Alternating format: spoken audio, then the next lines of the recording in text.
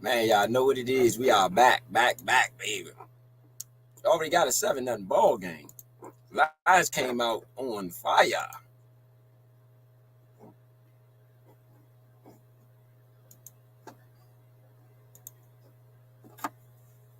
Gonna get y'all up and running, baby. Up and running on this one. Yes, indeed. Yes, indeed. It's live at the Nation Sports Podcast, man. Y'all know what it is, man. We giving y'all the playoffs. This been fun. I'm not gonna even lie. It's been a lot of fun, man, especially today. The Cowboys, man, took the L. So, you know, that's going to always be fun to the Washingtonians. We're going to have Uptown Vito in here. We're going to have Point B. Point B makes his playoff debut today. You know what I'm saying? So, hey, this is going to be everything. You know what I mean?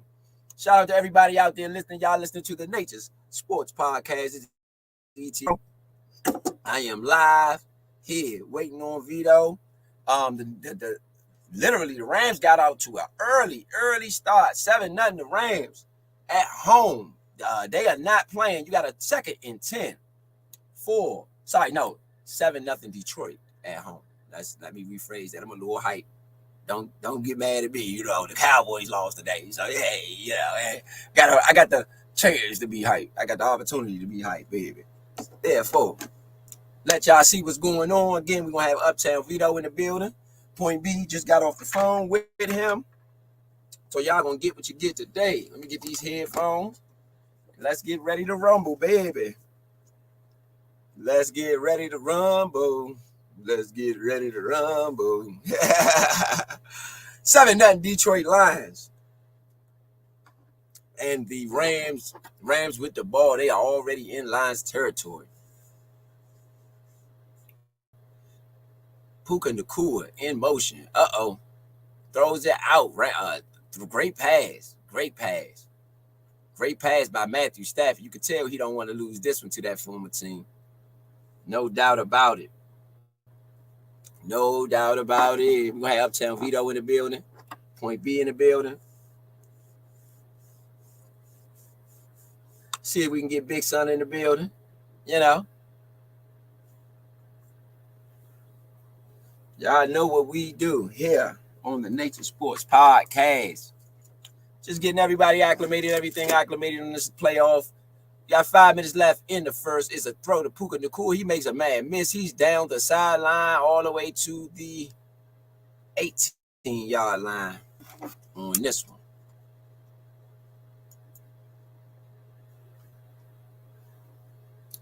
Yes, indeed. Shout out to everybody out there listening. Everybody out there listening on YouTube, whether it's YouTube, whether it's Twitter, whether it's whatever you want it to be, Instagram, wherever you listening at, we about to get you up on Facebook too, so that we can get y'all fluctuate on the W. Handoff up the middle. The Rams have actually had a great running game with K'Ron Williams. He's had 1,400 yards this year. I mean, K'Ron Williams is a monster. Flag on the play. It probably is, I believe, it's a roughing, unnecessary roughness penalty. I could be wrong. Uptown Video in the building. Yes, indeed. Yes, indeed. Yes, indeed. Roughing it is a roughing penalty. Unnecessary roughness on the defense. Joseph.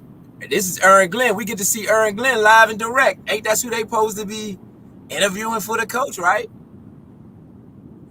Aaron Glenn. They interviewing both coordinators. I remember Aaron Glenn popped up, and they talking about Johnson popped up. The Lions is already up 7-0 in this one. Just a update. The Lions are up 7-0. If they took their first drive, went straight down the field and got. Who scored?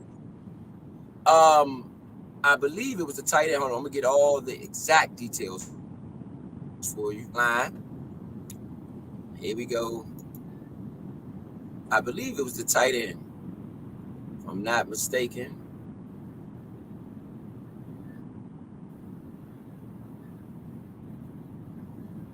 David Montgomery, the running back, David Montgomery on a 1-yard rush. Okay.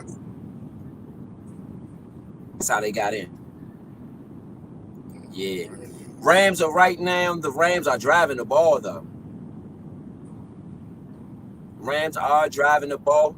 Right now, they are second and goal at the Detroit 6-yard line. It was an incomplete pass by Matthew Stafford to the left to Q Cooper Kupp. Hitchison on the coverage. With the pressure. Yes, indeed. So on this drive, the Rams are 9 plays, 69 yards, 4 minutes and 54 seconds on the first drive. The Lions 10 plays, 75 yards, 5 minutes and 30 seconds off the clock. Stafford looks good, but Stafford just took a hit from Hitchison. A strong hit from Hitchison too. Third and goal for the Rams. Man in motion. From the 6-yard line. Matthew Stafford in shotgun. He's back to pass. Man in his face. Blocked. Close to the interception. Close to an interception. It wasn't quite picked off, but the Detroit Lions definitely waited until they got inside of the red zone in order to bring pressure. I mean, Aaron Glenn looks pretty good. Even though they started off hot, the Rams are going to have to kick a field goal and turn this into a 7-3 ball game. It is 4:26 left in the first quarter. We'll have Point B in the building. We will have Point B in the building. Try to get Big Son in here. Try to get the guys in. Baby, playoff football. Nothing like it. Ain't nothing like it. Oh, for sure. Hey, I'm on the road right now. Dallas Cowboys. Yeah. Oh no, it's all good for sure. Dallas Cowboys with the loss today. Dallas Cowboys with the loss, everybody. Dallas Cowboys with the loss. I'm gonna get y'all caught up on some NBA scores as well. We get y'all caught up on some NBA scores right now. Let's get you caught up on the NBA right now. The Bucks and Sacramento Kings are battling it out 80-79. That is in the third. You got the LA Clippers, and the Clippers are down by 6 to the Minnesota Timberwolves at home. The Denver Nuggets beat the Indiana Pacers 117-109. The Miami Heat beat the Charlotte Hornets 87 in the game. Sorry, you have a 3-7 ball game with 4:26 left in the first. The Detroit Lions are up right now at home to the LA Rams for sure. Just to give y'all some numbers to get y'all caught up on the numbers on this one, especially on the first drive. Each team has had one drive. The Lions got 7 out of it. The Rams got 3. Matthew Stafford was 4 for 7, 40 yards. In that one, Jared Goff 5 for 5, 51 yards, starting off hot. David Montgomery 5 carries for 24 yards. K'Ron Williams had 3 carries for 14 yards. Puka Nacua with 2 catches for 25 yards. K'Ron Williams 1 catch. Davison Allen 1 catch. Josh Reynolds has 2 catches for 32 yards. That was the tight end. He had on 2 targets.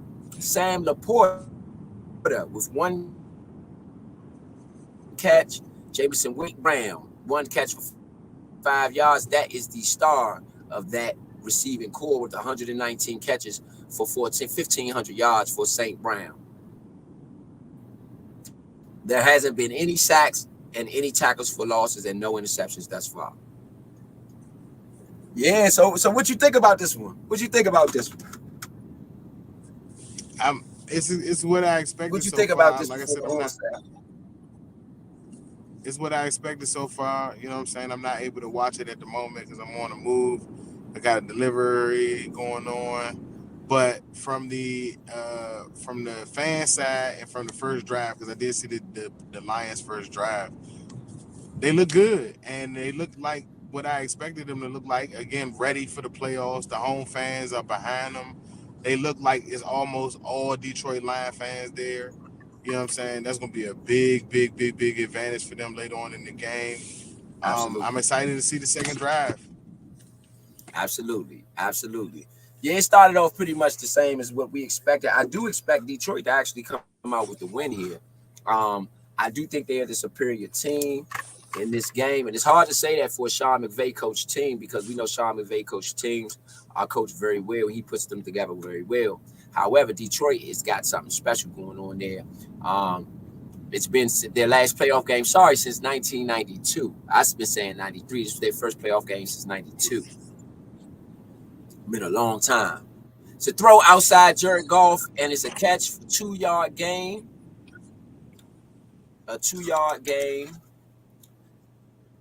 Teams to never play in the Super Bowl. Detroit Lions never played in the Super Bowl. 58 years. Cleveland Browns have never played in the Super Bowl. Jacksonville Jaguars have never played in the Super Bowl. And the Houston Texans have never played in the Super Bowl. 22 years of existence. Oh, Point B is in the building. Let me get you up here, Point. Get Point up here in the building. Point B makes his playoff debut. What's good? What's good? What's the deal? What's the deal? Yo, what's going on, bro? Cooler, man. Let me throw the, real quick. Yeah, I'm watching the game, man. Okay, we have a personal foul on the play, 15-yarder. Hampton. It was a hit out of bounds. A late hit on Goff. I don't know if that was a penalty. I don't know, man. I don't know. It's a little. They be calling it a little soft, man. I don't know what's going on with the playoffs, man. Be calling it a little soft. You had a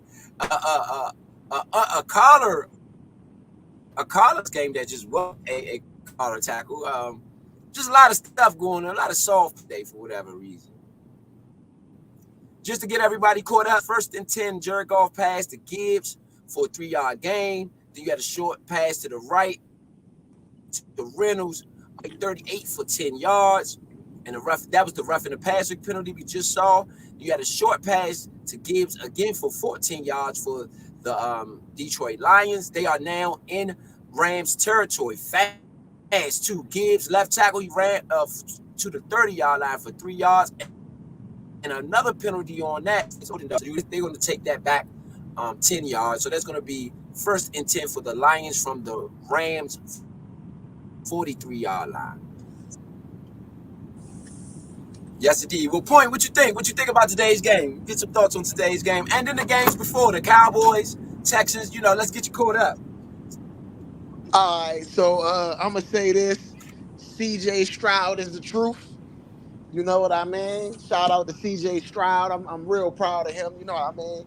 So C.J. is the truth. Yes, indeed. I'm going to say that Mr. Joe Flacco, nice try. You know what I'm saying? But didn't really expect the Joe Flacco Browns to go to the bowl. Really intrigued by this game. I think this game is probably going to be this week's best game, maybe. I just see both of these offenses really, shooting at all cylinders, and I think it's going to be a really exciting game, especially because of the trade. They swapped. Stafford been in that building a whole lot. This is Goff's revenge game. Y'all think that Stafford better than me. You know what I mean? So, going to be pretty exciting. Let me stop you. Touchdown, Gibbs. Line up to run up the middle.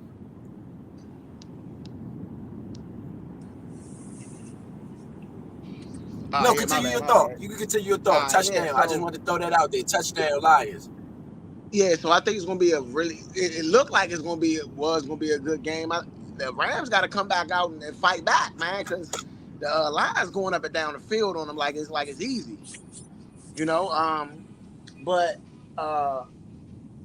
Kansas City, they are who I thought they was. I know a lot of people didn't believe in Kansas City. I still feel like they the reigning champs. They still are one of the teams to beat in the AFC, especially if you had to go up to Mile High and play in that cold weather. So, Tyreek Hill, next try, But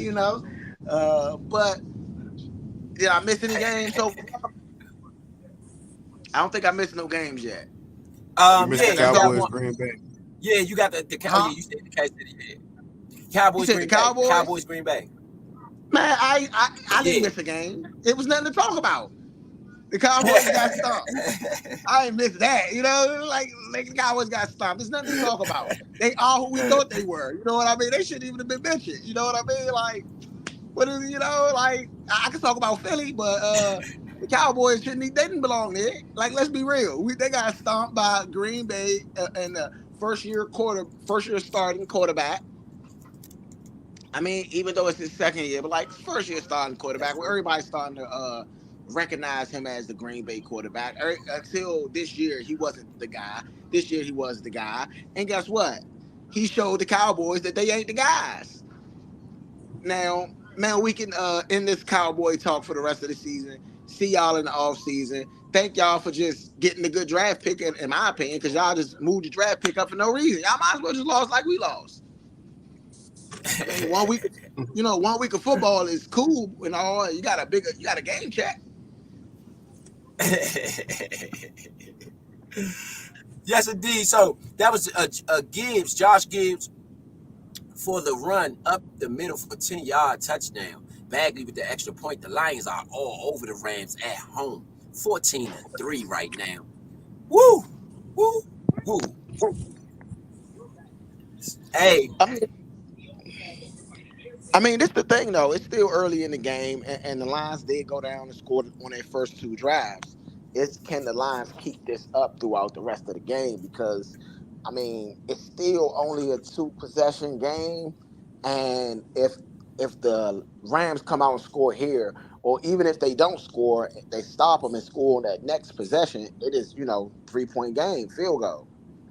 Well, 4-point game, but I think the atmosphere in that building is something that if the Rams don't respond immediately, it's gonna start getting out of hand. I can agree with the that. Lions are very capable of winning a shootout. Yeah, I mean, yeah. I feel like right now, Jared Goff. Jared Goff is 9 for 9. Yeah, like I feel like just to give y'all an update. Right now, the Rams are 9 for 9, 111 yards. Yeah, that's what I'm saying. I feel like they moved the ball. They just ain't actually gotten the end zone yet. So I mean, it'd be interesting to see. It looked like Puka Nacua having a good game. Let me ask y'all, what's the chance that Goff takes this Lions team? What is the chance that Jared Goff takes this Lions team to the Super Bowl? What do you think the Lions' chances are to making the Super Bowl this year? Dallas is gone, so we know Dallas won't be. The team is better than the Lions right now. That's left is San Francisco in the NFC. Other than that, I think they got a clean slate. Man, they gotta still. They are better than Green Bay this year, but they gotta beat Green Bay, and that's a division game. So you never really division games. I don't really like saying that one team got much than the next. That's true. They are better. They are better. So are we going to see? That game would be in the Lions building, though. Do you think Green Bay goes into Detroit and beat them in Detroit?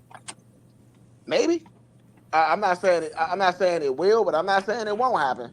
It's a possibility. It's a good possibility they can go in there and beat them. Nah, I Matthew think Stafford was sacked by Detroit. That's gonna be a tough place to win. Like, bruh, they haven't been to the playoffs, not just the division championship. They haven't been to the playoffs in just as long as us. Like, first of all, if the playoffs comes through FedEx, like, you gotta come there to win to go somewhere else. Because of how long we haven't been, and especially we was front runners like the Lions are this year, it's gonna be hard to win there with all of the fans. Like, it's not gonna be no seats available for visiting people to come. I didn't see a Lions fan. I mean, I didn't see a Rams fan in that building when they did the start of that jump. Oh no, ain't gonna beat no. They gotta beat the fans too. It's not like they ain't gonna have to beat the fans. Any team that go in Detroit gonna have to beat the fans too. Let's be real.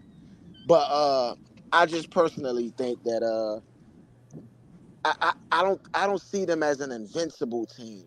Like, the closest thing to invincible right now, in my opinion, would be like the Ravens, 49ers-ish, because the 49ers didn't seem so invincible against the Ravens. But, like, I don't see that as a place that you can't win in.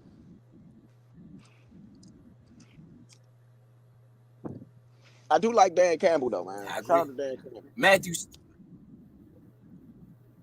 Matthew Stafford, just to get y'all caught up, they started off with a 1st and 10 from the Rams 28. Matthew Stafford was sacked for the -9 yards. Then on the 2nd and 19, K'Ron Williams ran the ball up the middle for 3 yards. And on the 3rd and 16, Matthew Stafford threw a strike to Robinson for 19 yards. That is the end of the first quarter with the Lions up 14-3 in this one. Shit, nah. Excuse my language, but that was a strike, bro. That was a hell of a throw right there. From Matthew Stafford to Robinson. Yeah. Like that was a strike, a straight up strike. That's what I'm saying. Like Matthew Stafford been in that building too much for him not to understand the win dynamics and everything he need to understand. You know what I'm saying? So you saying that the Rams got a Calvin Johnson? No, but they do got 2 really good receivers. All right. I mean, Puka Nacua, man, he been balling all year. They do have and Cooper Kupp. And Cooper Kupp is still nice, so it's not like they don't got 2 good options. I'm just saying some of the passes Matt Stafford would get away with was because they had Megatron. Right, but what I'm saying is like both of them can't make Megatron catches, but they can make good catches. They solid. Both of them got good solid hands. They don't have to beat on the money for those guys to catch it. I'm not no knock to that. I I'm agree. just saying I'm taking Goff because Goff has never had a Megatron, so he's learned how to throw to all of the guys that he's got. He's learned how to throw to the Rams receivers and the Lions receivers. Man, all he throws to is Amon-Ra St. Brown. No, he doesn't. Nah. I'm playing. Nah, that was a joke. That was a joke. Sam Laporta. Sam Laporta had a real good year this year. You know, I ain't knocking. I'm just joking a little bit. But Sam Laporta had a bang up year, had a real good year. And they can release. And they can unleash Williamson on a few plays too because he got crazy speed. Yeah, him and Josh Reynolds. I mean, I think they got a good mob up there, man. I think they really built something real good up there. I really think they are about a year or 2 away from being like championship, like contender, like real championship. Like they going to the Super Bowl potentially, you know. But I think this year is their year to kind of make that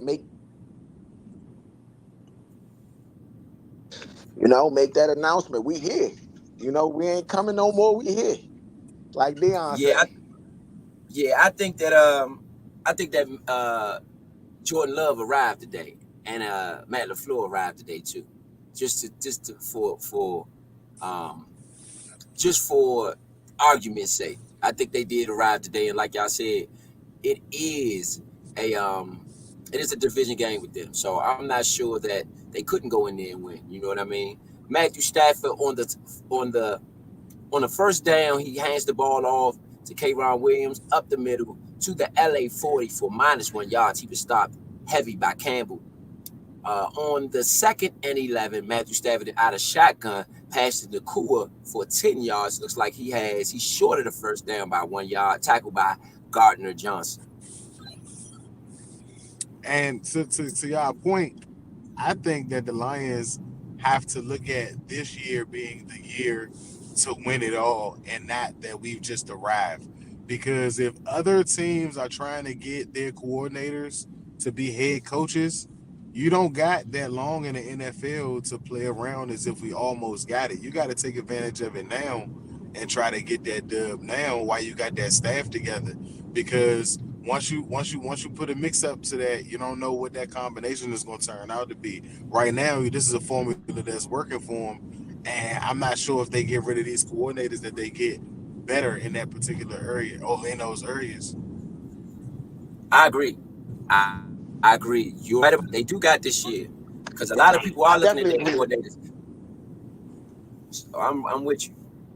No, go ahead, yeah, Point. I definitely agree with that. My bad for cutting you off. I couldn't agree with that more. Honestly, like I said, this got to be the I arrived here because this is the thing. I don't know if they get the same results with different coordinators, but I do feel like they have a good team, right? And so let's say one of their coordinators do leave. You want that to be a hot spot for a new coordinator to come in. You know what I mean? And I think Touchdown Rams. with I Touchdown think Rams. Matthew Stafford on a deep pass to Puka Nacua for 50 yards. I've been Touchdown saying it. Rams. I've been saying that Puka Nacua the truth, man. He the truth. I can't. I got a lot of respect for that young boy, man. He be out there balling. Yeah, But back, that was but big. back to what I was saying. To be honest, I think that this is their year. You're right, V. You know what I mean? This the year that they got to do it. But let's say they do. Let's say somebody leaves, and let's say they get another good coordinator. You know what I mean? Like Jack Del Rio didn't necessarily do great here, but let's say he go up there and Jack been in good positions before. Let's say he go up there, and he's able to do similar to what they've done now. It's a lot of He'll stick people it out up. there. You know, I'm not saying that I just use his name as a person. You know what I mean? Not No, necessarily I'm for I'm I'm Jack. I'm saying that using his name is also part of my argument. How many other good coordinators are going to be available that aren't going to be head coaches? That's what I'm saying. Like high quality offensive coordinators or high quality defensive coordinators that can show and prove that they can win there where they haven't been winning at. I don't like when teams I mean, let these I other don't. guys get offers and roll out because you gotta, I don't know, give me some years with what we building first before you get a chance to leave. Or let me win first before you can leave. I don't like nobody leaving when we haven't won or we haven't completed the job. No, I agree Especially with when they've that. I helped us agree with get that. here. I definitely agree with that wholeheartedly. Right? I would say, in certain situations, you know what I mean? Like, I don't think that people should be going after Detroit. I was talking to Big Son about this yesterday.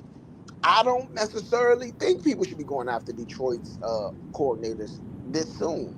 They technically Mm-hmm. haven't won anything. Yeah. Like they've gotten better over the last couple years, and everybody's noticing it. You know what I mean? But all in all, have they won anything yet? No. So do we make them the head coach of a team when they haven't even proven that they can win in the playoffs? You know what I Well, mean? I will give them credit and say that their coaching staff has had rave reviews around the league about their preparation and how they performed this season. So Yeah, that's why they're more out there than the Lions' record this year by itself. It's a yeah, culmination of everything. But that's what I'm saying as well too. That's a culture that they've built together. Like if you break that up, you're not taking the whole family. You're taking a brother or taking a cousin, and yeah. I don't know if the clan moves the same without each other. Uh, Yeah, it I depends on agree. who they I think put. they should It start depends doing on who no they put on trade that staff, clauses. though. Like look at Doug Peterson, and don't get me wrong, Doug Peterson is still a great coach. The Jaguars have definitely come a good way with him as their head coach. But, and this is a big but, from being a Super Bowl winner to not being in the playoffs 2 years in a row when you've had a division lead 2 times. Yeah, Like yeah. that's what I'm That's saying. not Like pretty. like No, he was in the when playoffs you last take year. when They lost. Remember the comeback? They had the biggest they comeback lost, yeah, ever. yeah, Remember that yeah, comeback? yeah, Yeah, yeah, they was in the all right. playoffs first year. I take that back. I take that back. But again, missing it this year when they had a division lead this year, and somehow or another that just went away. Early in the season, they were up at least by 3 games, and somehow or another just let it slip away and kind of got out of their normal stuff. So at least taking advantage of some games. Remember they had the games out against Buffalo overseas where they Yeah, won. They had so they had a couple of big games too against big opponents, and they had that title of winning across the country. Like you can't beat Jacksonville if they not in the United States. Um, but with Doug Peterson losing some of those staff members and not being able to take everybody with him, are you able to build that same marriage that you had when you were with a certain team? It's just not that easy to do. And I think that I don't like. I love when we had Jack and Cook, and you know how I am about going to the past.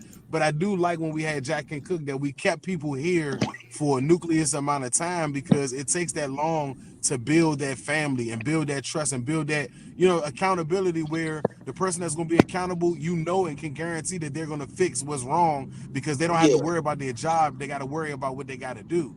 And it's just something about building something like that I don't know, maybe because I come from that, I feel like that's something that just has a winning or has a it's a winning formula.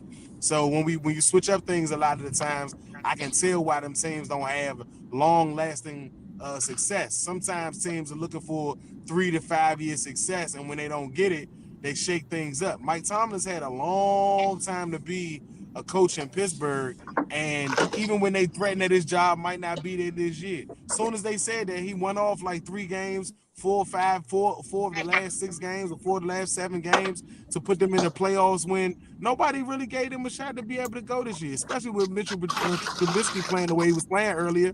So, a coach is, yes, it's middle of the pack, you know what I'm saying? But at the same time, if he's in the playoffs, he's giving your team a chance to compete.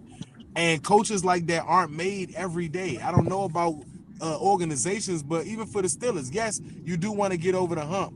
But until your team, like how we know, until your team is really like got that roster where another coach can take over that roster and y'all are almost the same team with just a different coach identity, like you don't want to leave. If you leave the Steelers the way they are now with a new coach, they're going to be bad. They're going to be bad for probably the next 2-3 seasons before they really get it like together, because Mike Tomlin he's built a culture there. You can say that about them, that they have a culture there because they've had a coach there for more than 10 years, 15 years that is giving them some stability. I agree. Just to get everybody caught up, the Lions are currently on a 6-play drive, 48 yards on this drive.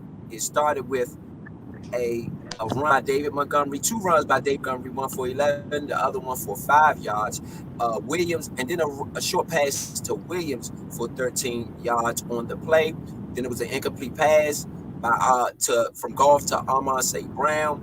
Then a short pass to the left to Josh Reynolds to the LA 41-yard line as they broke into Rams territory. Jared Goff then had a short pass to the left to Amon St. Brown for 14 yards. Jared Goff after that had a pass to Gibbs for 16 yards on the play. They are now at the Rams 27-yard line with a 14-10 lead with 10:22 left in the second quarter.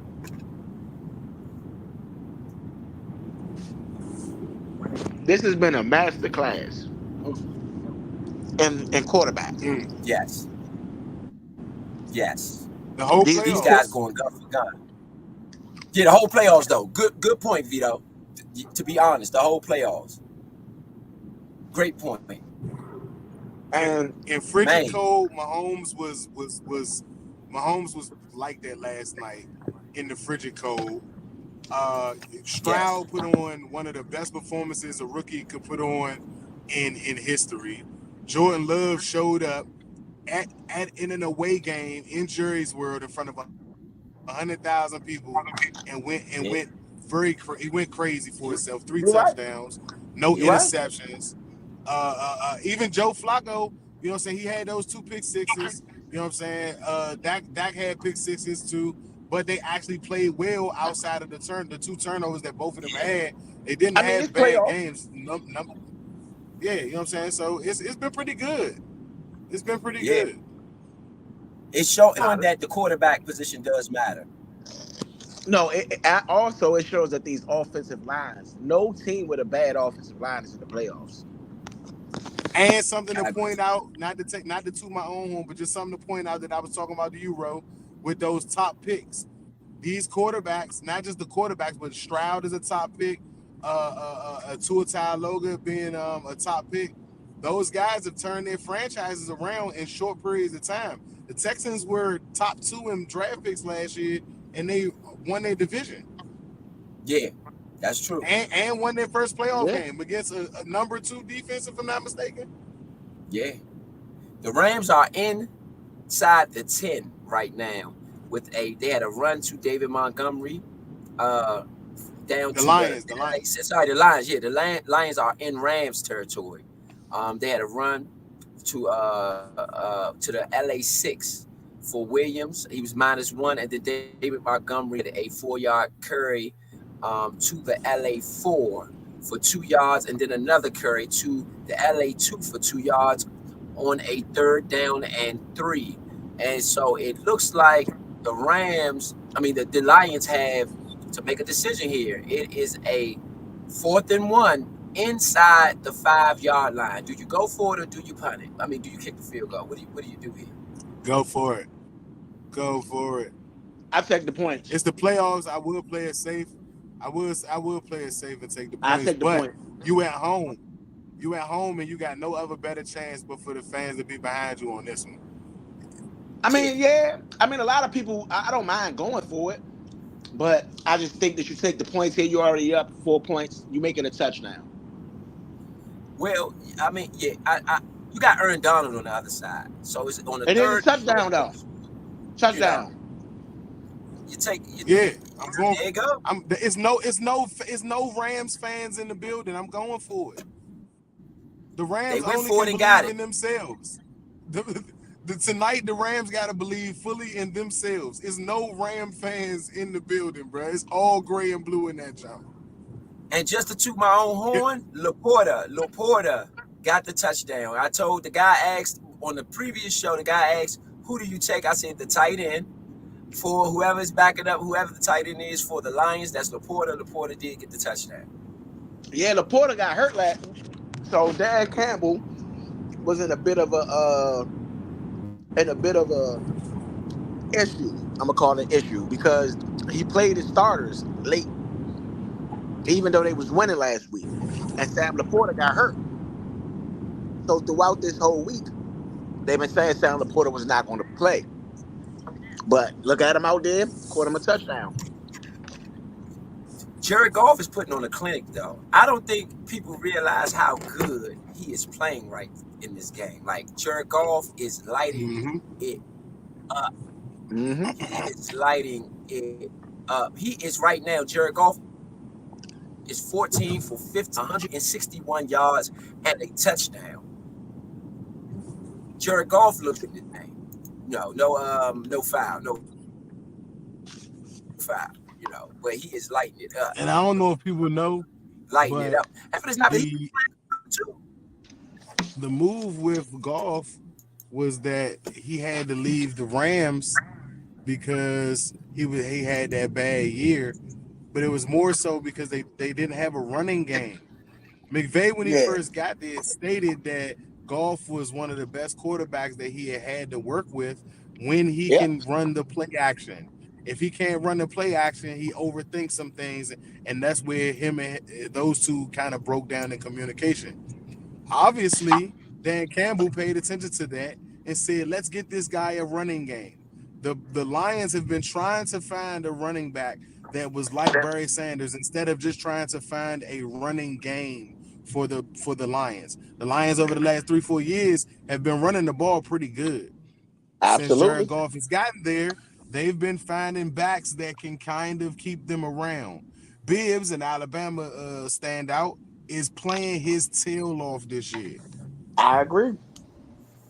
And Goff is having one of his best seasons as a result. He is. He has. Yeah, I agree. To your point, David Montgomery in this game has 10 carries, and Gibbs has 1 carry for 10 yards. They had 53 total yards on 11 carries right now, and 2 touchdowns for the running backs for the Detroit Lions. Absolutely. David Montgomery was a mid-season trade, wasn't he? Nah, Montgomery been there, I think, for a minute. No, he was traded. Oh no, no, he was. That was Montgomery Chicago from the Bears. From the Bears. Okay, Montgomery from the Bears. Oh yeah. Yeah, that was the offseason. Oh yeah. Right. Oh yeah, Montgomery tough. I mean, that's why you don't trade in your division. Yeah, how about that? Kickoff for the Rams out of the back of the end zone. You got a touch back there. Yeah, you don't trade in your division, man. This is 21-10 Detroit. 21-10 Detroit right now over the LA Rams. I mean, it's just Detroit. Hey, I don't know what's happening in Detroit this week, but it seems like they are extra motivated. Oh, Matt Stafford hurt his hand. His throwing hand, too. Matt Stafford at the beginning of the game, if anybody paid attention to the beginning of the game, he told everybody. He literally said it in the press jump, too. it's gonna be hard to take that away from them winning in this building. He can't beat them. All his kids was born in Detroit. I He don't know, belongs. man. I'm telling you what he said. It's what he said. I'm not making this up. I'm talking about what he said to the media. He literally said this before the game started at the little at like how the game shows on Monday Night Football and they do the little press kit and everything like that. Yeah, Matthew Stafford was like, yeah, all 4 of my kids were born. He went to go hug his daughters. All 4 of my kids was born in Detroit. I just looked up and I came out. He came out 3 hours before the game started. He was the only one in the stadium, looking around the stadium. He almost cried, bro. Was like, man, this city got a chance to go to the Super Bowl. I don't know how I could take that away from them. He's not going to beat them. Even if he got to show off to play against them, cool. He's not going to throw that Hail Mary that he normally could get and get a score on. He's not going to be that Matt Stafford. For his hand to hurt, at least I ain't give up on my team. If y'all beat him, y'all do it without me. Hey, I don't know, man. That's why I don't want anybody from the Cowboys. That's why I didn't want Dan Quinn. That's why I didn't want Dan Quinn. There you go. And that's why I said I don't want nobody from the Cowboys. I don't want your love for them to ever show up when we in battle. Now I'm with you on that. I don't want nobody from the Cowboys. There's Matthew Stafford with a pass to Puka Nacua for 20 yards to the LA 46. They are approaching midfield. I told you, man. I don't know, man. I think Matt don't want to take it from him, but this is gonna be a shootout. This is not gonna be one of those games. I don't think that Detroit's gonna run away. I mean, they ain't the score. Oh no. It could be a shootout. I'm just saying Matt is not gonna beat them. He's not gonna be the one to take it out his hands. Yeah, he's gonna have to take it out his hands. He's not gonna let him do it. He's not gonna be able to do it. Now I can agree with that. I think McVay might take it out his hands if necessary. Like think about it, and let's be realistic. Do y'all got the Rams having a chance to win the Super Bowl? Yes, they are in the playoffs, and yes, they one of the teams to be able to. But do they got a shot to y'all? No, absolutely not. Exactly. The Lions at least have a shot, and yes, everybody that's in the playoff has a shot. Just like the Packers got a shot, I'm gonna say the Rams got a shot because they're there. But matched up against every team that's left in the playoffs, I don't feel like the Rams have a winning shot against everybody. The Packers, you got to see what Jordan Love's going to give you, but they have a defense that you can lean on. They got a running game you can lean on. It's all on Jordan Love. That's something we can all agree on. You know what I'm saying? With the Eagles have experience. They've been to the Super Bowl, 2 out of the last 5 years or something like that they've been. So they've got experience in the playoffs. You know what they're supposed to do, or at least what they can do. The 49ers are the number one team in the East. They have a fighting chance. The Rams are not one of the teams you mentioned. The Lions, even though, yes, I do agree with you, Leo, that they may be a year or 2, maybe 3 out from actually having a championship type of season all the way through, with this coaching staff and the way that I've seen them prepare week in and week out, I feel like this is the team that has the best shot for them in the next couple of years, unless they do something tremendously well in drafting and in coaching staff after the season is over with. But this year is the team that I actually thought, like, I don't know, with everybody that's representing in the East, they could have a shot, because if the Packers can somehow take out the 49ers, I like the Lions against the Eagles, and I definitely like the Lions against the Packers if they got to play them in Detroit. Yeah. I mean, just to update, Matthew Stafford with a short pass over the middle. Once they got to midfield, it was a short pass to Skoronski down to the Detroit 44 for 5 yards. Then it was 2 straight incomplete passes to the Detroit. One incomplete pass to the Detroit 44. They went for it on 4th down. Matthew Stafford did get the first to Cooper Kupp, who was pushed out of bounds at the Detroit 38-yard line, where they are now, pushed out of bounds by C.J. Gardner-Johnson. Yeah, I mean, risky. Hey, I agree with you wholeheartedly though about Detroit right now. Touchdown. Matthew Stafford throw to Tutu Atwell for 38 yards, touchdown. They are going gun for gun, man. This is wild. That's what I'm saying. I feel like this is a master quarterback class. This is the you traded me for you, and this is the I'm coming back to Detroit. I don't want to be the spoiler, but I'm going to play my game. I'm going to be the quarterback I know I am. I'm going to be the quarterback that I loved. I'm going to be the quarterback that y'all used to love. Yep. They going to vote for him a little bit. You get what I'm saying? Yeah. Like he didn't do anything to warrant a disgruntled fan base. You know what I'm saying? Like, people in Detroit love Matt Stafford. You know what I mean? I'm pretty sure that they happy that he's even the one playing them right now. Nah, they remember all of them Detroit fans that turned into Ram fans when he left just for him to win, just because they wanted to see him win. Yeah. But now that Detroit is doing well, ain't none of them show up today. Ain't none of them is still Rams fans today. No. None of them is like, it's okay to win today, man. They booed the crap out of Matt Stafford when he got out that jump today. This game might go down to the wire, though. These guys are going. No. It's going to be the game of the week. It's the game of the week. They put it at 8 o'clock for a reason. Yeah, this game has started off super excited. I'm not gonna lie to you.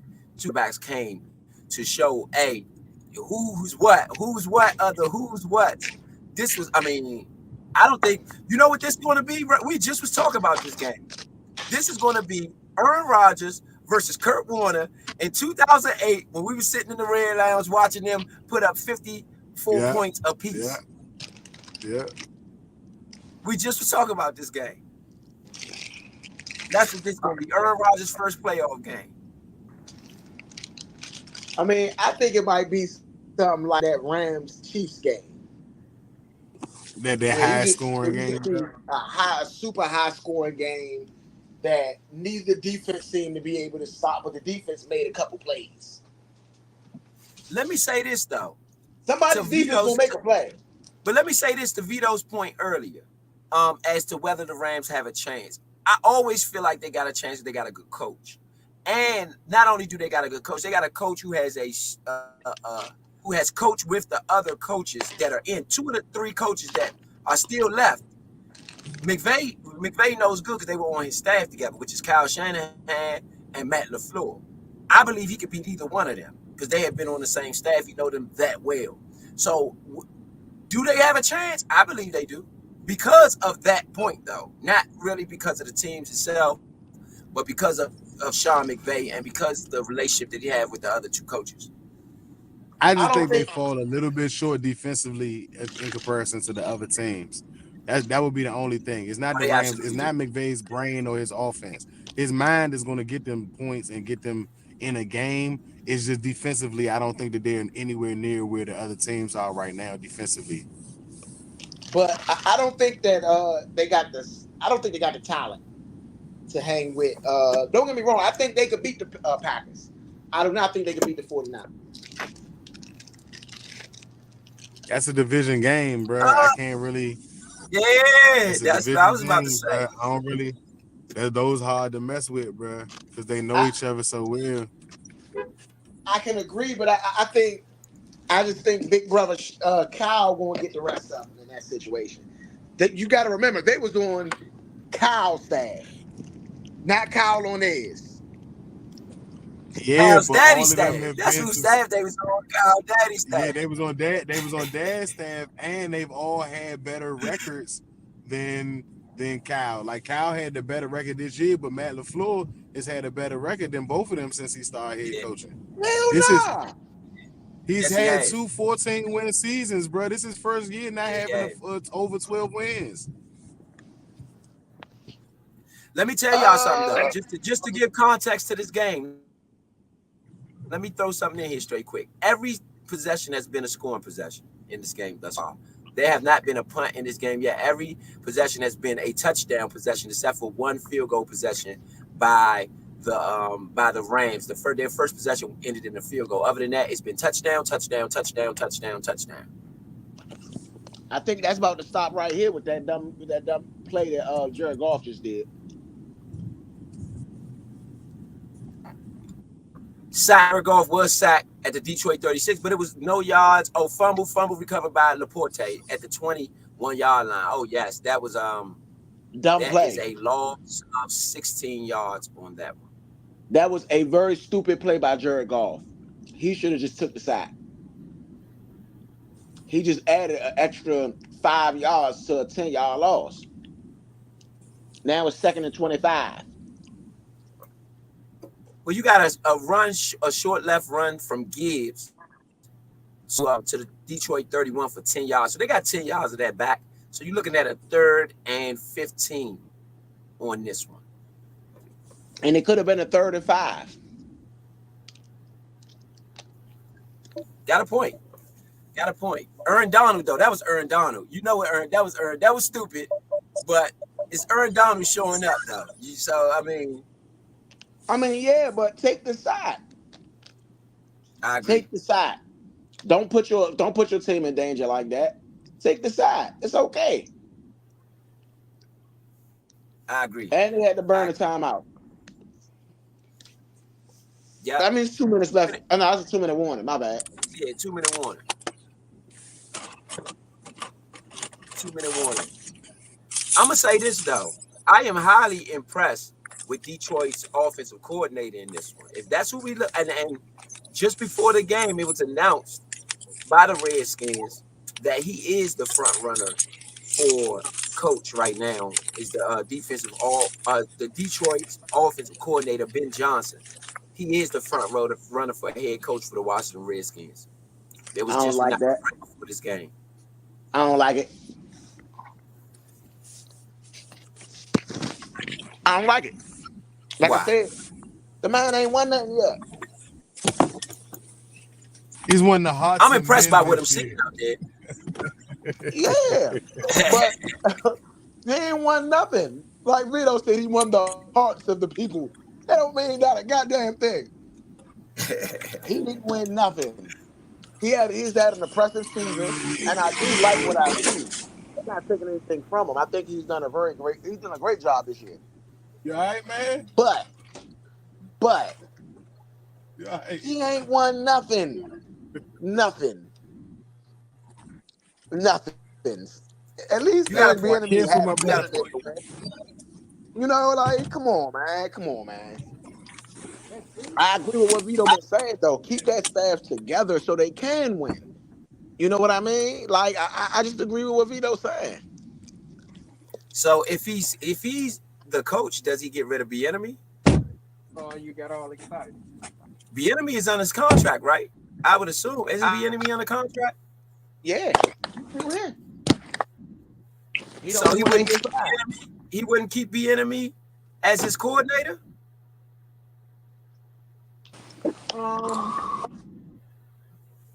Probably not. I don't know. Depends on their relationship. If they even have one. I don't think he would keep Bieniemy. I mean, he's calling plays. He's the play caller right now in Detroit. So I don't see no reason why he wouldn't be the play caller when he came here as coach. I think him being hired would be an automatic, I guess, firing for Bieniemy, or Bieniemy would then go somewhere else. Maybe Bieniemy is being interviewed elsewhere. Has anybody heard of Bieniemy being interviewed for a head coaching job? I know Chicago's talking. Oh, they did interview Bieniemy? That's what they're talking about. They're trying to interview. I don't know if they did it or not already. Yeah, I'm not sure yet. So that is the key cog. Has anyone is available? Has anyone interviewed Bieniemy? On the 3rd and 15, Jared Goff deep pass to Amon St. Brown. They did get the first down. First down for the Detroit Lions. 23 yards to LA 46. Detroit is in LA territory again. I mean, they are really putting pedal to the metal here. And then you just fall. They are stopping Aaron Donald. The way it's built. The Lions have a very good game plan for Aaron Donald. The whole frame. Yeah. I agree. I don't want to talk over his call. That's not all game. I got on all right. That's not all game. On the 1st and 10 at the LA 46, there was a run to Gibbs. For 1 yard, he's pushed out of bounds to the LA 45-yard line.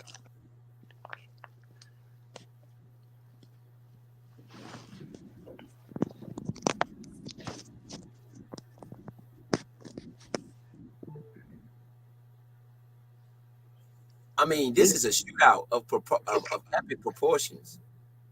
Let's be clear, 21, 17, 38 points in the first half. And it don't look like either team is slowing down, to be honest. Well, I'm happy about that. I mean, this is an enjoyable game, man. And to be real, the Lions, I tip my hat to them, man. It's not that I'm hating on the Lions. I really think the Lions put something nice together. You know, when you look at what they're doing, even in this game, it has been a masterclass, man. It's been great. Yeah, I mean, like I was saying, with Ben Johnson, how much credit do you give him for what you're seeing out there today? Well, I give him a lot of credit, you know, but like I said, this is a rebuilt staff. See, I watched the Detroit Lions Hard Knocks that was on last year, you know, and just looking at that staff, looking at how they put things together, I really think that was a really good move. Now, I think that they do need time to build. You know, even like what I'm saying about Bieniemy, right? I feel like Bieniemy might be a decent coach. I don't really feel like he had enough time here. It's 1 year is really hard to see who does what. I agree with that. Golf back to pass, he's hit as he threw incomplete pass. You got a 4th and 5 on this one. I think the Lions got to go for it. Yeah. Didn't the Rams go for it? They got a punt now. I'm a play ahead of you, so I'm gonna go ahead and say this now. It's a false start on the Lions. I don't know about that one. I don't know about that one, man. I don't know about that one. I don't know, man. So the Lions are going for a field goal now. No, excuse me. They are punting actually.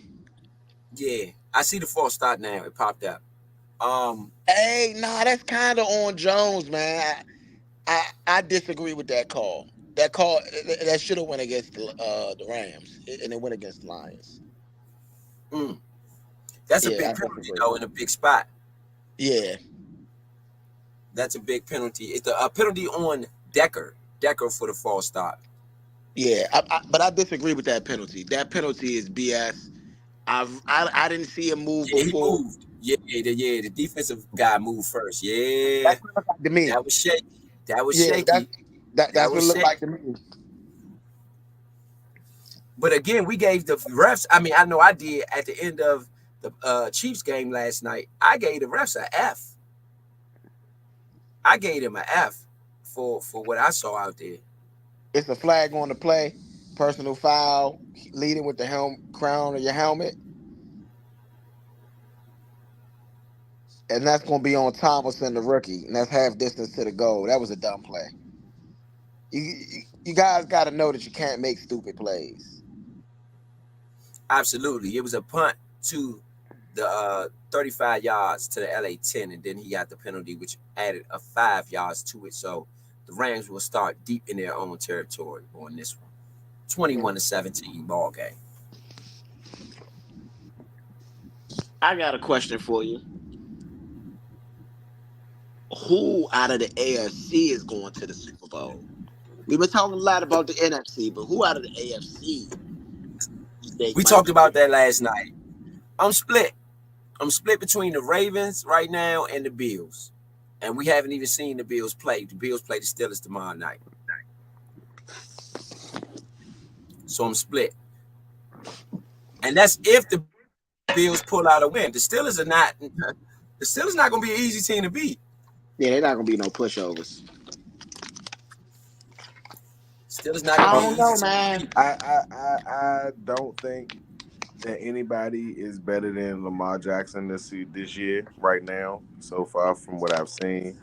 And the Ravens have been like a complete monster on both sides of the ball. Here's the one thing I will say though.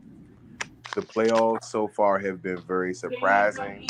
And with what's been going on in the playoffs so far, I don't think anybody has a guaranteed spot at the Super Bowl. Nah, man, but I'm gonna bring in my dark horse, which is the Kansas City Chiefs. They shouldn't be a dark horse, but man, it's hard to bet against Pat in the playoffs, man. It's just hard. I don't know if I can do it. Do y'all want to know who's making the play right now for Eric Bieniemy? The strongest play, believe it or not. Y'all won't believe this. The Kansas City Chiefs. Their fan base is making a strong play for Eric Bieniemy. What, They to come want him back as back. a coordinator? Come back as a coordinator.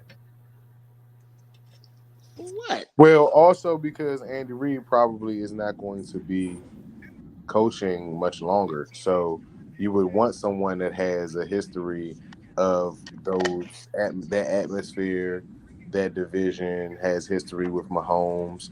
It would be a smoother transition than finding someone brand new. I can agree with that.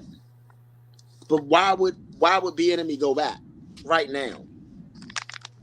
Unless he has nowhere else to go. Did you see the year he just had? It wasn't that good. It wasn't. But I'm gonna be honest. They say the coach are gonna interview him. They say the coach are gonna interview him. The Indianapolis coach are the only ones right now that I see who has locked in an interview with Eric Bieniemy for head coach. That's not maybe a bad spot either. Yeah, I think that might be. I like him with possibly a more athletic quarterback. And it has nothing to do with color or nothing like that. I just think I need to see him with as many options as he can possibly have to judge him as a coordinator. I just don't think that Ron and them Ron and them wasn't dynamic as offensive play callers anyway. Scott Turner, we used to get on very badly, and yes, they put some players on our roster that should be this and that, but you got to put guys that can play together in a scheme, and I just don't think Ron and them ever had an identity for real. I agree with that. Matthew Stafford, short pass to Cooper Kupp for 7 yards. Like that's the end of the second quarter. We had halftime with the 21-7 ball game in Detroit, in Motown. This is a shootout, man.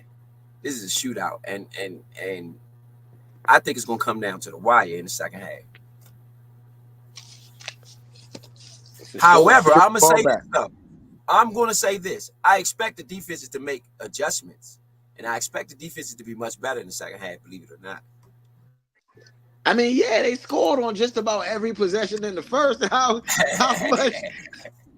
If you come out the same, then that is going to be a extra shootout. Hey, you better tell that to Dan Quinn. Tell that. Give you some credit, bro, on what you said a little bit earlier. McVay is the only coach in the playoffs on the NFC side that has a winning record in the playoffs outside of the Eagles. Wow. Out of the teams that's left. So they actually have the second highest chance to possibly make it out of who's left as far as experience goes. Yeah, I mean, he got a Super Bowl. When you think about having a Super Bowl, that means he won 3-4 games straight. You know what I mean? So he got one of those. He been to the Super Bowl too as well and lost, right? Yeah, he lost to the. So when you think about that, that's 3 wins just to get there. You know what I mean? He got a lot of wins in the playoffs. Y'all know how insane it is that Sean McVay has been to 2 Super Bowls? And coming from here, do y'all know how insanely insulting that is? He only been to 2. He's been to 2. He's been to 2, bro. He won 1. Yeah. Matt Stafford got a victory. Yeah, he lost with Jared Goff. Jared Goff lost the first one with Todd Gurley. This is crazy. McVay wasn't there with that, was he? Yes, he was. Yeah. That was his team. That was his first year, second year. His second year out there. His second year. Do you know how insanely insulting that is to all Washington fans? This man had been to 2 Super Bowls since he left here. We had Joe Gibbs on our staff. We had Joe Gibbs number 2 on our staff. Guess who else been to 2 Super Bowls? Kyle. One is a coordinator though. No. Yeah.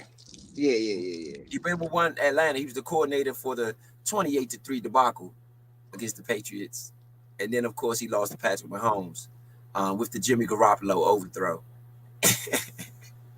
to Sanders. The Jimmy Garoppolo overthrow because he passed that game is over. Kansas City has no chance to come back and win it. No, you just knocked some food on the table, bro.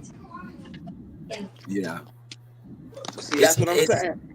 That is 4 Super Bowls since they left. 4.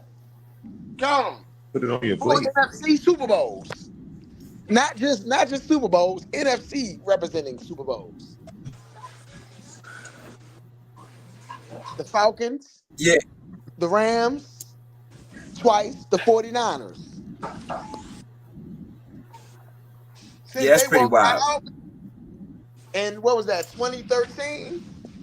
So you're talking about 10 years? So meaning just about half the Super Bowls they've been going to, and they was on our staff? That's definitely the best staff of the 2010s. Yeah, for sure. And our record was what? We kept Jay Gruden over everybody. We chose Jay Gruden over all of them. We chose Jay Gruden over all of them. Yeah, we was smoking crack. Whoever. Now, hold on, though. That does suggest that Jay Gruden did know how to pick them, though. Mm-hmm. Absolutely. He knew how to pick the help. He just didn't know how to take the advice from the help. He didn't want to take the back seat. He should have just coached. If he remember back seat, he'd be a GM now and a winner. Yes, he would. You know what he did? You know what he actually did do though? Take a back seat. So he mentioned Kevin O'Connell. Not to mention Kevin O'Connell. He picked a bunch of young people though, people that were younger than him. Because you got to think about it, he wasn't that old technically, for a coach. So he picked a lot of young staff, a lot of people younger than him, people that he could probably not run over, but run over a little bit. You know what I mean? He tried to. You know what's crazy is that they drove him to drink.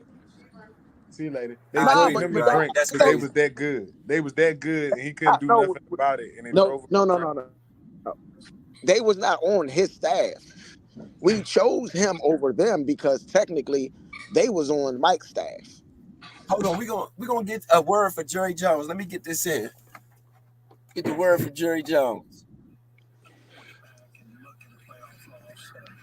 But this seems like the most painful. I won't get into any of the addressing of any aspects of any part of it. Jerry Jones looked hurt. This is the first time. He said he's not getting into nothing. This is the first time. On a personal basis, I'm full. Jason Garrett, you obviously know Jerry Jones so well. What'd you make of it? Let me see what Jason Garrett had to say. I think they were actually on point. For him, clearly very emotional, but I thought he was poised in this situation. He's very disappointed in this team. I think he had sights that this could be a team that could reach the Super Bowl, but he will support the coaches. He will support the players here in the next 24, 48 hours. But after that, they're going to have some internal discussions. We got some firings coming on in Dallas. Jason Garrett say I expect it to be cool for the next 24, 48 hours. But after that, we could have some changes in Dallas. Do I even want to do this anymore? He's just mad that they had some changes with him. One and done season, and it's tough. If they make a change, Mike Florio said in the pregame show, watch Devin McCourty, Bill Belichick. And if Bill Belichick they talk about Bill Belichick. Hey, Vito, you said it. You called it. Bro, oh my goodness. I'm a smart guy. I'm a smart guy, bro. I told you. You called it. Bill Belichick will never go to Dallas. You say that. I'm going to say it. You want to know why? You want to know why? Because Stephen Jones is the guy that picks their players, not Bill Belichick. He's going to tell Stephen Jones to have a seat. Jerry Jones is like 80-something years old. He won a ring before it's all said and done. You don't remember Jack and Cook? Do you remember Jack and Cook when he started to get really, really old? And he was like, look, Gibbs, you gotta convince Bill Belichick that that's going to be the case. And I don't know if that happens. There's places where he can go right now where that they don't even have that issue. Well, Bill already stated that Like he needed to give up the GM aspect anyway because it's not working for him as well. A lot of these coaches gonna have to do something that's real. uncomfortable. That's to be Yeah, honest. Like that's a real. lot of these guys gonna have to get out of their way because guess what? Bill, even your way with Tom Brady. If you'd have kept Tom Brady there, y'all weren't going to win a ring. Not because y'all weren't good and that wasn't Tom Brady. It's the fact that people were catching up with that wave. Tom needed to go to the Buccaneers, who just did things a little bit different. Tom was able to implement some of the things that he was doing that work, but the Bucs had their own identity, which was slightly different than what Bill Belichick wanted to do. He wanted to run the ball and things of that sort, but they ran the ball a little bit differently. Tom was able to do those drop-offs out the backfield, but they were a little bit differently designed. And that just doing something a little bit different, that combination worked out. Bill already said that even if he stayed with the Patriots, that he was willing to give up the GM role and all of that because it hasn't been working. And he even realized that, hey, I got to listen to somebody. I got to listen to some of these young guys. I got to listen to some of my coaches, my staff. I don't know everything because if I did, me going back and forth with this battle with Tom Brady would have at least ended up with us going to the playoffs and having a chance to, fight for something. We've been losing since that guy's been gone. So something's got to change. I think with the Cowboys, if he was able to go there, I think Jerry would also tell Steven to chill out. You're not about to tell Belichick nothing. If Belichick said he don't like this player, that's not going to work. And, hey, Steven, you were able to pick the same guys that got blown out 48-32 in the playoffs last year at home. So maybe you need some help on who you picking too because we need guys that's going to show up so that doesn't happen again. Yeah, I think that I'm going to be honest with you. I'm not sure Dak Prescott remains there. I think they go young. I think that C.J. Stroud and Jordan Love, like you said yesterday, you called good money on this yesterday. You said this is about to change the spectrum of what teams are doing in the NFL in regards to the veteran quarterback. And there's no knock on the veteran quarterback because we're watching a clinic out of Goff and Stafford, who are veteran quarterbacks. However, I'm not sure that everybody. Sorry to cut you off, bro. Sorry to cut you off, bro. I gotta be a butthead. It's just my Aries in me. What pick was Goff and what pick was Stafford? Ones. One and two.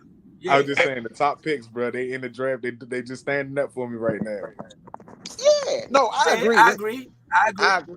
Listen, I don't think that you absolutely need one because it can work with somebody that wasn't one, but that's a can work. You want the best at that start. You want the best person to start off at a certain spot. So picking a high quarterback, meaning they played well in college, even if they start off in the pros and don't play so well, more than likely they can push past the other quarterbacks. You get what I mean? Because they started in a higher space. So I agree with you 1,000,000%. You don't have to pick one that's high, but at the same time, if you do, it can benefit your team a whole lot, especially 3-4 years down the line. As long as you don't pick a Jamarcus Russell. Yeah. That happens. That's what happens. Remember, Ro, I did just say that if we look at today and what's going on in the playoffs, Jamarcus Russell got picked and didn't have a good coaching staff. You got to have a good coaching staff as well with the top pick. It can't be a top pick and have a sorry coaching staff because who is he learning from? He's got to learn from somebody that really knows the position or either really knows the system that he wants them to run. Because these QB relationships between the quarterbacks that are playing well today, like LaFleur looks like a genius. Bro, he looks like a genius to say no to Aaron Rodgers, to say no to McCarthy's help, or even saying, oh, you think that McCarthy was going to be a better coach than me? Okay. He's gone season in and season out and proved that we don't even need McCarthy. We don't even need the memory of him here. Oh, Aaron Rodgers has an attitude? Let him go. Well, he's not bringing help. Okay, so you call these guys no help. These guys went out here and showed out on the Cowboys. Dobbs had a career day. Jones, career day. Like, these guys are somebody and that's what I was saying. Like the no quote unquote no names that you overlook in drafting boards and stuff like that are household names for these teams because they're buying into the systems, and the coaches are making them names because they're letting them know that they're valuable and why they picked them. That's gone beyond the draft board. That's to the staff and to everybody in the building that's coaching those guys up. That's what I was talking about as far as us getting. It's not the players we got. We got players that I feel like are better than a bunch of players across the league. But if the coaches aren't coaching those guys up, just like you said earlier this year, if we're not scheming these guys open, we're wasting downs. I agree with that. I mean, one of the biggest. So look, not to cut you off, but I want to bring this up real quick. It's a lot of coaching vacancies, right? Do y'all think? Because we looking at like 6 or 7 vacancies right now in the NFL. The Commanders, the Chargers, the Raiders, the Patriots. Well, the Patriots just had Gerard Mayo. The Seahawks, the Falcons, the Titans, the Panthers. You don't think Bill Belichick can go any one of those places that don't have a coach already? Or maybe like maybe the Chargers. That's it. That's the only because of Justin Herbert. That's the only place that I would see him going because they already have a quarterback, and that's the only thing that I could see, because that's the only thing I feel like he was missing in New England. So just because of Justin Herbert, that's it. They said Jim Harbaugh. The Raiders don't have a quarterback. I mean, not the Raiders having a quarterback. I mean, we technically us. If that's the case, I mean, of course. I think he could work with Sam Howell, but yeah, I think they work with Sam Howell. So Howell's not going to be. But he's not Justin. But he's not Justin Herbert. He's not Justin Herbert. No, I said Bill Belichick will work with Howell. That name is no longer. That name is going to be a backup here. Okay, whoever comes here is picking a quarterback, fellas. Unfortunately, but fortunately. Now, I personally think that that's the wrong idea. But with the way that the playoffs are going, that's an argument that I'm even going to have to be quiet about, because the young quarterbacks are proving their mark. That if you get the right coaching combination and right staff behind the quarterback, you're 1 or 2 years away from competing for a Super Bowl.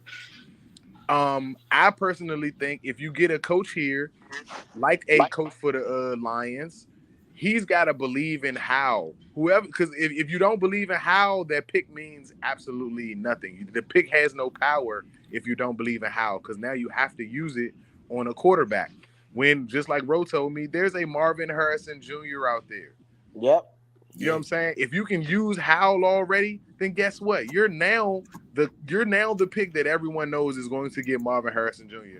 Or you're going to force the Bears to do it. And if the Bears got to get Marvin Harrison Jr., then you're still now left with the option of either Jaden Daniels or Caleb Williams, which are supposed to be the 2 top best quarterbacks coming out of college. So that pick means absolutely nothing if you're going to get rid of Howell. Because now it's a forced pick. You don't have the power of doing whatever. If you keep Howell, that pick has so much power, because your trade, where you trade that pick depends on how much more you can do with what you already have. Me personally, even that. Me personally, I'm not trading that pick. I'm picking Marvin Harrison Jr. You know, regardless of how anybody feels about it, that's who I would pick. You know what I'm saying? I talked to Ro about this. He's not gonna be there if Caleb Williams don't want to go to the Bears. Like, he's already expressed that. So the Bears may have to be forced to pick another quarterback. They might pick Daniels. I don't think you want to get rid of Fields for a quarterback who can't present the same option that they youngin can. I mean, I get it, but and they also might pick a tackle. They might pick on the line, because the line is their problem. I think Daniels is really good. Let me say that. But I'm gonna say this too. There are probably some quarterbacks in the draft that is going to show up like a Brock Purdy or whatever. You might have 1 or 2 of those in there too. Just totally dismiss the rest of the class. I like, out of everyone though, I like Jaden Daniels. I do not like Caleb Williams at all. I think he's a little bit of a wuss. No offense to the man. He's a little bit too soft for this area. You know what I'm saying? He's from this area. I'm just gonna keep it real, you know. He's from this area though. Well, I think he's a little too soft to be playing for this area. I know he did. I think he went to, where did he go? To Gonzaga? Gonzaga. He went a little bit too quarterback here. Yeah, he's a little too soft to be the quarterback here. How many wins did he get after beating Colorado? I'm not right. sure. And right, probably 3. He didn't look good. He was. Let me tell y'all something. He's a system quarterback too. The guy I don't want to get. I don't want to get. Did not play in the.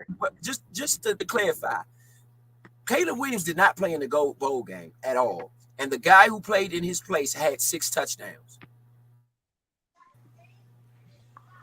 So that system is what it is. You know what I mean? That system is what it is. It's a really good system, but I don't know if he's not a system quarterback. That's a missed call right there. That's a missed call right there. Just to get everybody caught up, we are in the second half of the game. You have a 1, 2, 3 and out for the Rams. 3 incomplete passes he had a short pass to the middle for Robinson for 14 yards, so it wasn't a 3 and out. And then it was an incomplete, then it was a sack by Aiden Hutchinson. Timeout by the Rams, and then another incomplete to Robinson on the 3rd and 11. 62-yard punt out of the end zone, and you have a TV timeout. That should have been a pass interference. I think that should have been Robinson. That should have been a pass interference. Come on, man. Like the man on the man back, the other man blocking his blocking his area to run. Yeah, that was a missed call. And they're going to say it was an uncatchable or something like that, but that was a missed call, I think. Just clearly a missed call. Yeah, honestly, I do not like the job that the refs are doing in the second half of these games. I'm just going to be honest. Even in the Cowboy game, if you remember, Vito called it out, which was a horse collar, a really bad horse collar call that they gave to the Packers, man, and it was nowhere near a horse collar. Nowhere near. Nowhere near a horse collar. So I do not like the job that we're seeing out of the refs in the second half of these games, like at all.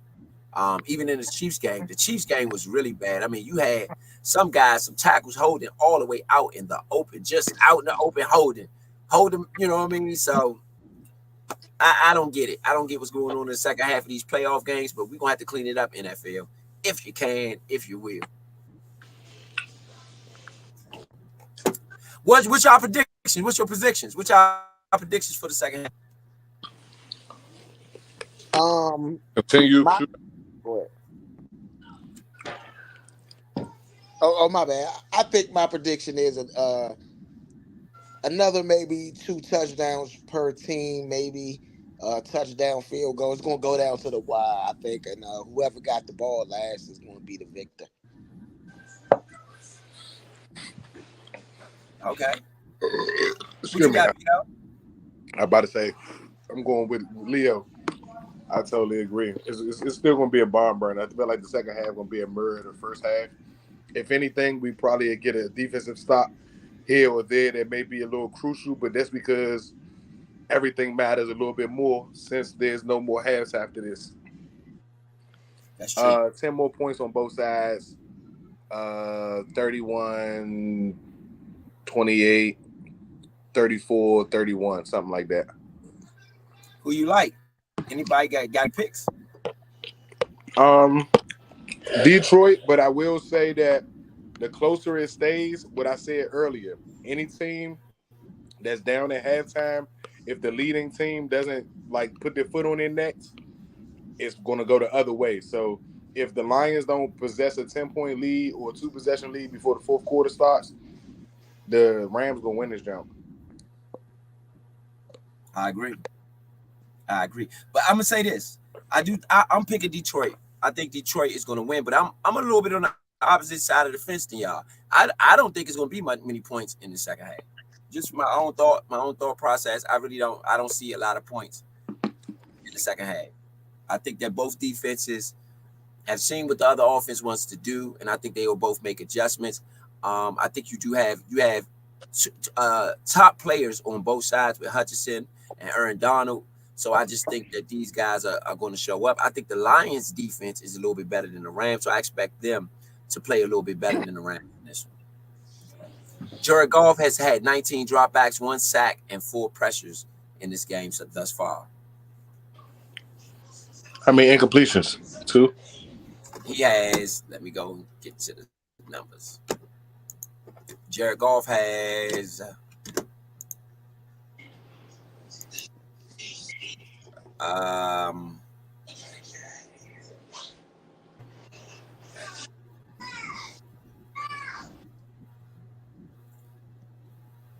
he has 3 incompletions. 16 for 19, 194 yards and a touchdown. Matthew Stafford is 13 for 19, 210 yards and 2 touchdowns. That was just a big play right there with Amon-Ra St. Brown. He just put Weatherspoon in the mix. God. He left that boy right at the line of scrimmage. He put that man. The Detroit Lions are now at the 45-yard line. Just to get everybody caught up on the drive, it's a 3-play, 34-yard drive. Thus far for 38 seconds. You had a run up the middle for David Montgomery, then an incomplete pass to Reynolds, and then the pass point is talked about for Goff to Amon St. Brown for 30 yards. He beat Johnson on the play, then Gibbs it out of bounds for a no-yard gain, and then Jared Goff passed up the middle to the LA 29 for 17 more yards. The Lions are threatening yet again.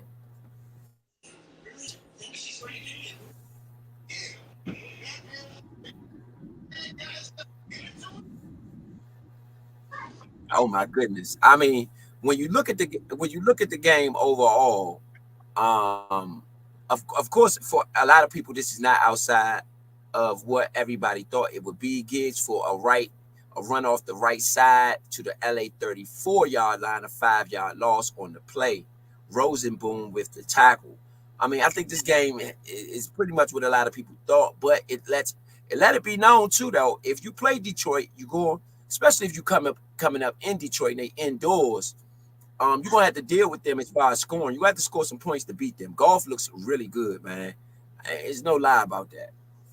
St. Brown does as well too. St. Brown is really underrated, but he had 119 catches and 1,500 yards this year. I don't know how he underrated. I mean, he is underrated because a lot of people ain't talking about him yet. But I mean, he been balling the last 2 years, if I'm not mistaken. Against us, it was the come-out game. His come-out game was against us. Yeah. He currently has 5 receptions for 89 yards in this one. 5 receptions for 89 yards. When are we going to get 119 out of Terry McLaurin? 119 catches out of Terry. Can we get that? Can we see that? We need the quarterback to do it. Turner has 7 quarterbacks. Like, that's a good point. You know what I mean? It's definitely like, a good it point. ain't Terry fault, man. Terry doing what he's supposed to do. Can't blame Terry. That's one person you can't blame. He just showed up where he's supposed to. You know, he ain't got a bunch of drops and big moments and all that other stuff.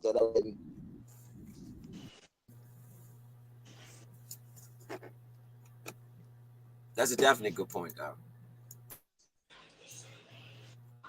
Hey, just to get everybody caught up, from the 29-yard line, you had a Jared Goff sack at the LA 40 for a 6-yard loss. So after the 5-yard run from Gibbs, a 5-yard minus 5-yard run from Gibbs, and then a minus 6-yard sack from Goff, you had a 3rd and 21. Goff passes to Laporte all the way to the LA 36, 4-yard gain, and you're going to have a field goal try, 54 yards, which is good. So Detroit takes a 7-point lead in this one, 24-17. After the 54-yard field goal by Bagley. Yeah, that was a good kick right there. Yeah.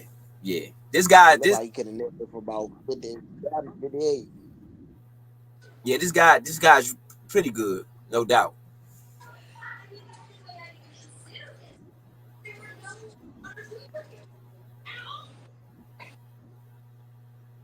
That Detroit crowd is really into this one. I mean, we gotta give them some credit. That Detroit crowd is really into this one. They are, I mean, man, they are into this one. I can't lie. It's gonna be hard to go up there. If they can pull this out, it really is gonna be hard to go up there and get a win against them up in that building.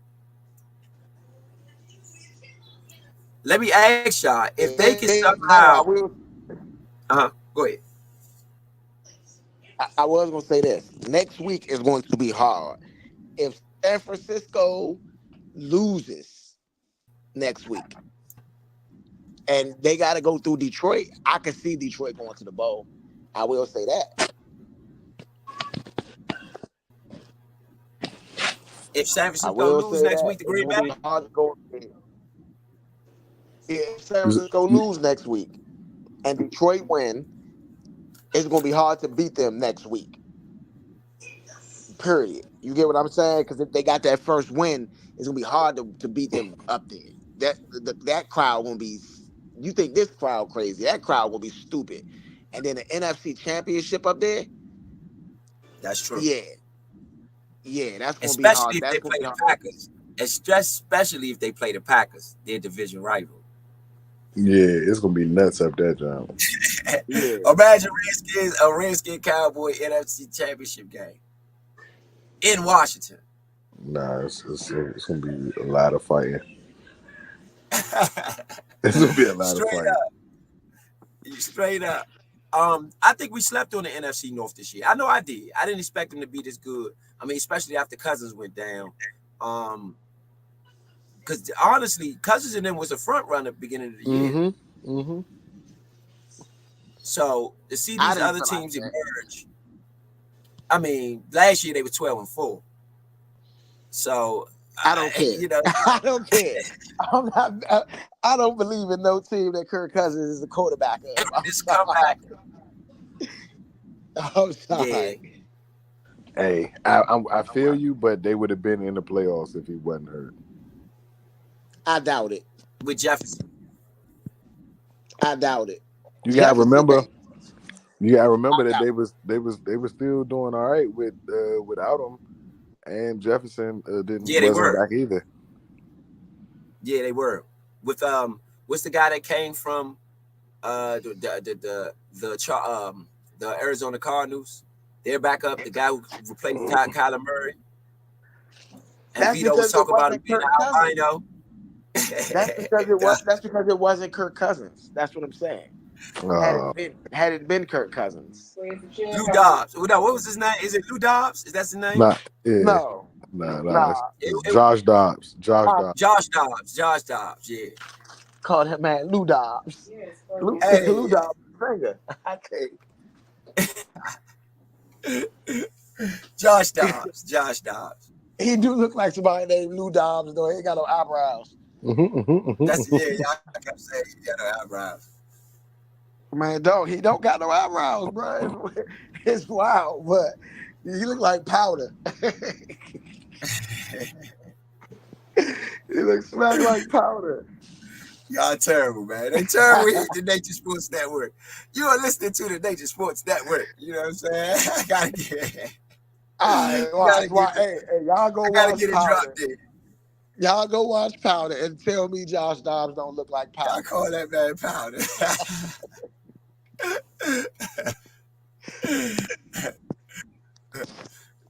Oh my goodness, baby. That was a good play call right there. That was that was that offense I kept trying to tell y'all I was trying to run. That's the Redskins jump right there. They didn't line up from the backfield with it, but they almost lined up the same exact way. Yep. Oh yeah, that's serious. Yeah. This a big drive right here though. And you see how he just like ain't even really he just sidearm the jump, man. I see you, Matt. Matt pulling out some of the tricks. Look, they're doing it again. This is it, hey, bro. McVay, wow, bro. This is the Joe Gibbs show, bro.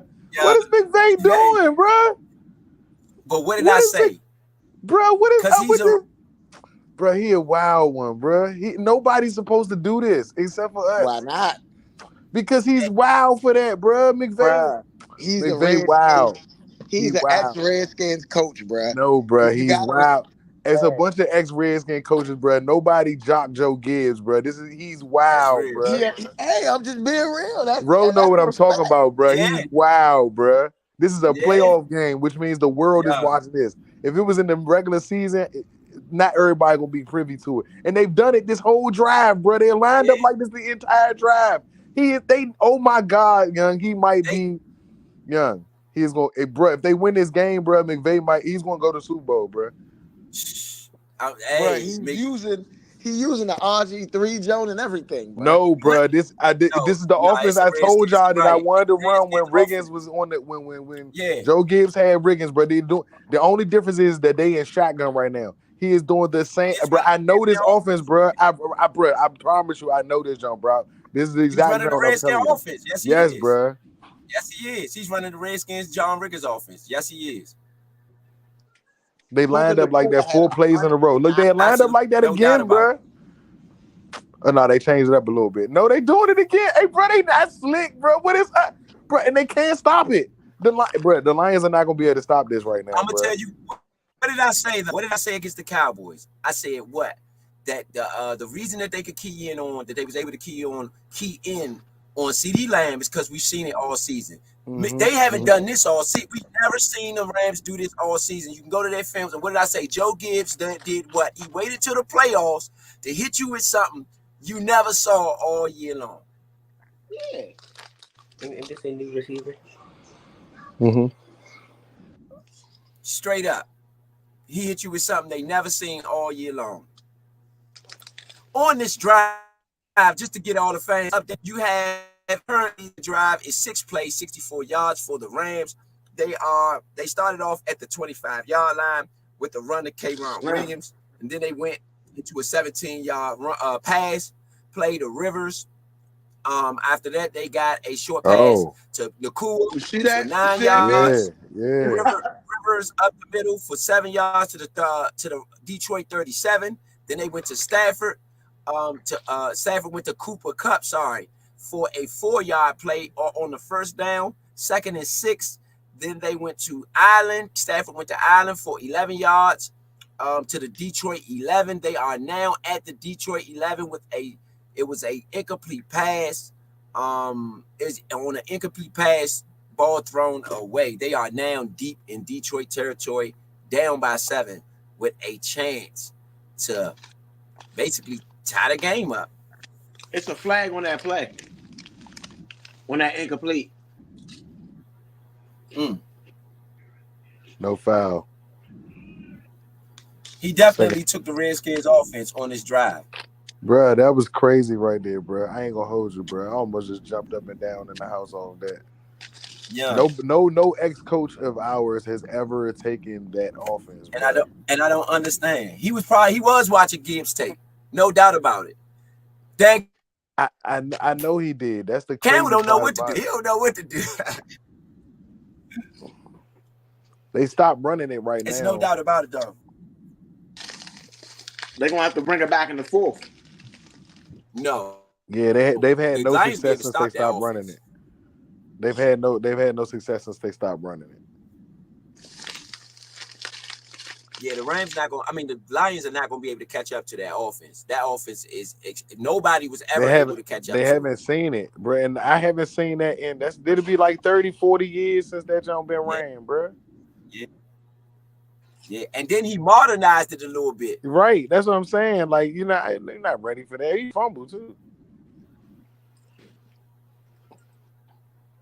Oh, it was a short pass. I don't like that run with Cooper Nakua. The Detroit 9-yard line for 4 yards. Yeah, I did not like the end around. Not to Nakua. If you're going to do that, you do it to Atwell, in my opinion. And he hurt his shoulder. Stafford hurt his shoulder. I see it. Or chest. Out of pain. Hey, V. Were you right? Oh, nah, he took a shot. He took a shot. He did take a shot. Ooh. Yeah, he took a shot. At least see his face. Yes. Yeah, that's what I said. Ooh. Yeah, his face told it all. His face Yeah. looked like it hurt. Yeah. Man, you ever seen a baddie that ain't alive no more? Yeah. Golly. Hutchinson, man. Oh my goodness. Hutchinson coming out party was against us too. Yep. And he stepped on him. He stepped on him too. That's his throwing arm too. That is Stafford's throwing arm. Oh, Stafford might not be coming back in this game. That's the one, when Stafford first came in the league, just to give everybody context on why I say that, it's because he first came in the league, he had a shoulder injury for his first 2 years. He only played like maybe 3 games. And then in 2011, 2010, he broke out heavy. But in his first 2 years, he didn't play much because of that shoulder, that same shoulder that he's holding on to now. And look at McVay's face. McVay don't know what to do. McVay's highly upset. Yeah, they just abused him. Yeah, he's hurt. He got to hold it up too. You hurt when you got to when you hold it up, it's something going on. Stafford might have got knocked out of this game. We're hoping he didn't. But if anybody can coach a quarterback after the injury is McVay, I'm pretty sure the backup is more than prepared. Yeah. And then Detroit. I don't know if he can run that Redskin offense with the backup. But it goes back to what you said though from the very beginning. They had no success after they stopped running it. I would have ran that until I scored. Y'all tripping? Yeah. I would have ran. I would have ran until I scored, but I think they're not going to bring it. Well, they might have to bring it back now because I don't know if you can run it without Matt Stafford though. Like you need Matt Stafford just made that I ain't gonna hold you. It would have lost me. I might have got scored on that drive because it threw me.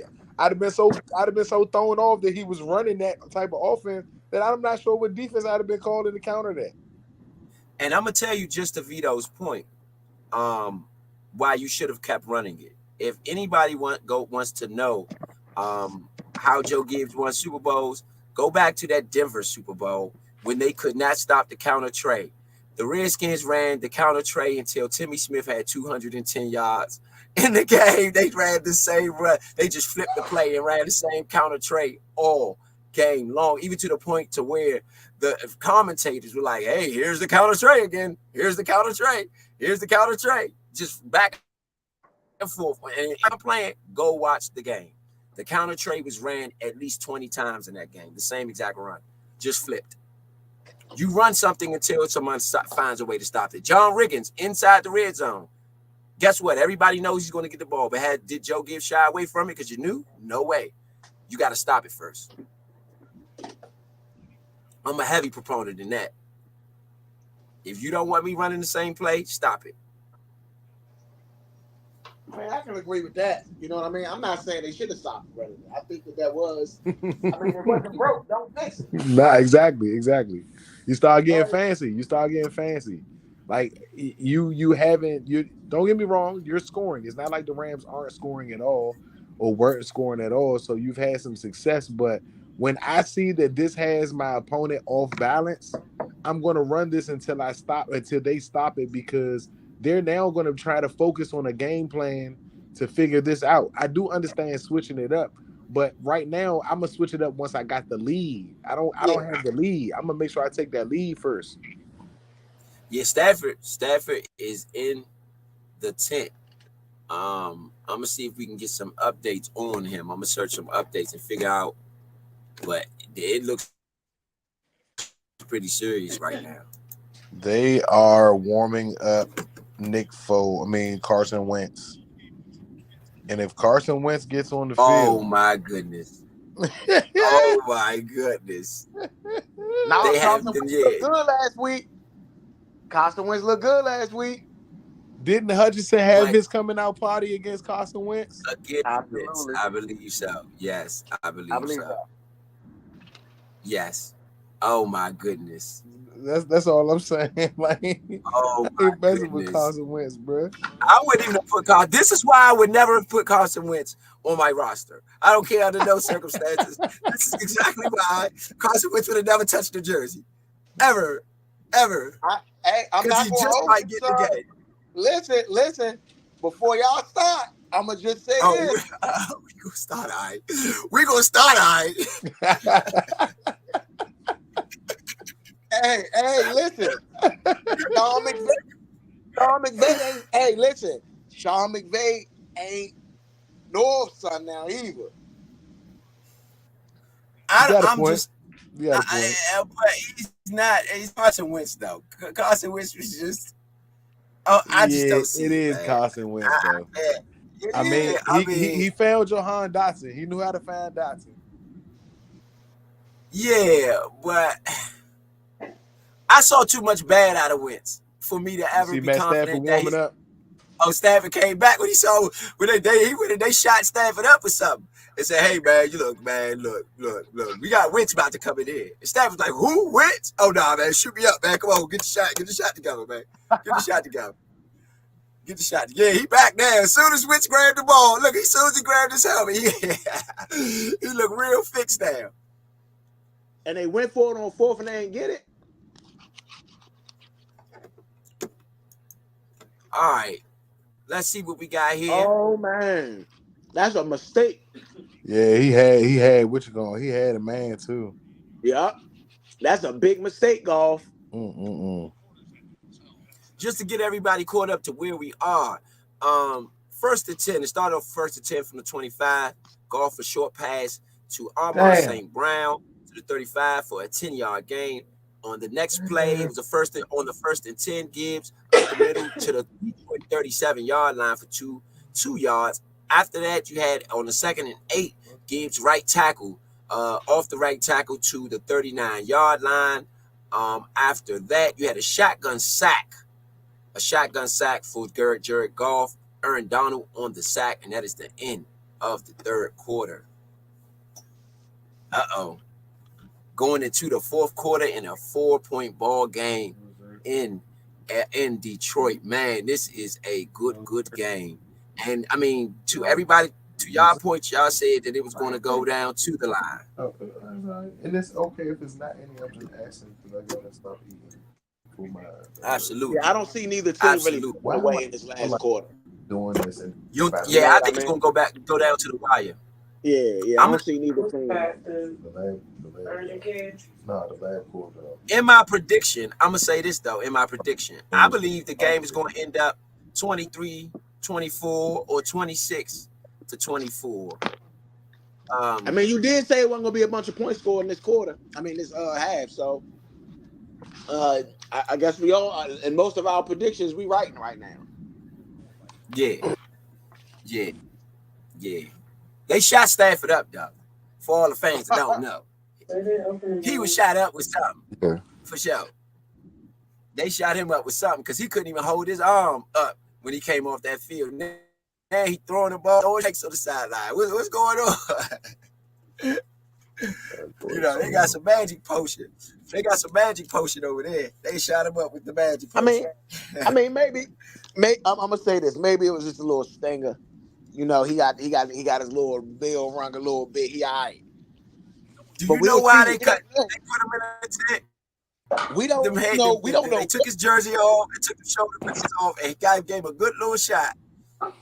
But this is the thing. We don't know what he looked like until he actually get out there on the field. Still got to get out there on the field. That's true. I mean, because you saw Brock Purdy last year against the San Francisco 49ers when he got hurt. Brock Purdy couldn't do nothing. Yeah. I mean, sorry, against the Eagles for the 49ers in the NFC Championship game. Brock Purdy, I mean, it was terrible for Brock Purdy. You know what I'm saying? It was terrible. So this could be one of those scenarios. This definitely could be one of those scenarios. Shout out to everybody out there listening, or whether it's YouTube, Facebook, Twitter, or Instagram. We are live streaming across all 4 platforms tonight for this wild card matchup with the Detroit Lions and the Los Angeles Rams. The Detroit Lions up right now by 20 to 24 for the Lions. Yeah, I just need This is a good one, man. This is a good one. I need Puka Nacua to at least get one more catch right now. Yeah, on this drive right here, it'll help me. It help me sleep better at night right now. You know, I had Puka Nacua. That wasn't a bad pick at all. 6.5 receptions. I already knew Cooper Kupp wasn't going to get his what's name. I was on the fence about Cooper. I'm not going to say I knew he wasn't going, but I was on the fence about Cooper Kupp because I felt like Puka Nacua was going to have a good game. So I got him for 6.5 receptions. Hopefully he gets one more reception in these next 15 minutes, 14:53, you know. But I think he'll get another reception. I also need Amon-Ra St. Hold on, Brown. AI. Dan Campbell just called the refs and tried to say that it was a legal formation. He's so messed up with the formation. I'm telling you, bro, they messed up with the Joe Gibbs joke, bro. Yuck. You try to say it's too many people. Oh, he just called. Yeah, I see it. I see it. They made Puka Nacua recheck. I told you he was on the sideline. Bro, it ain't got nothing to do with that, bro. Yeah, they had him on the sideline. He is trying to figure out what's going on. Nah, I know. I'm saying that's what he did. That was his thing to say. Yep, it's doing it again. Yeah, Sean McVay might be my favorite coach just off of that, bro. This is like so impressive to me, bro. Nah, I oh my God! Look at that, bro. He's cheating. He is not supposed to be able to do this. Y'all fans, y'all have no idea what I am yelling and screaming about. I'm sorry, bro. Y'all don't understand. Look at it, bro. That's a beautiful. This is a master class in coaching, quarterbacking, but coaching especially. Sean McVay has pulled out all the stops. If Detroit wins this game, they still gotta be. Yes, he did. They might go to the Super Bowl, bro. Nope, bro. Nobody pulls out stops like this unless you don't feel like you got a chance at all. Good stop. This is different, bro.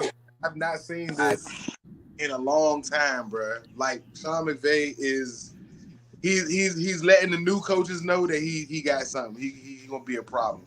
He's gonna be a problem for some years. Yeah, he ain't going nowhere. This is crazy. He's running that Redskin offense because what's going to happen is he's going to expand on it. To be honest with you, he's seen how well it's working. He's going to expand on it. The problem season, and when he started doing it in the regular season, bro. Right now, it's just the player. When I start seeing this in the regular season, I'm gonna know we're gonna have a problem. Yeah, and you know what? This is no offense to anybody who's ever coached here. This is why I said, why are we patterning our team after other teams? Have y'all ever watched the Skins? Have y'all ever watched film on my guys? Why would you not pattern our team after us? We had the best offense in the history of the game. Literally, twice. We broke our own record. How does nobody ever go back, except McVay's the first one that we've seen do it, go back and take that offense? How can you not? And this goes to the ownership too. Why are you not patterning yourself after what Jack Kent Cook did? I mean, he only went to 8 Super Bowls across 2 sports. 8 championships. He went to 5 with the Lakers. 9. He went to 5 with the Lakers, 4 with us. Why would you not pattern yourself after whatever he was doing? They got Burry and Calvin and Megatron in that jump. And Eminem. That's it. That's it. I would tell y'all the exact year that he took this offense from, but I'm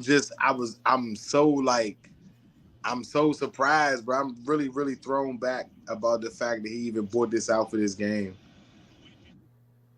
Yeah. There we go, Puka Nacua. That's what I'm talking about, my brother. Thank you. I needed that.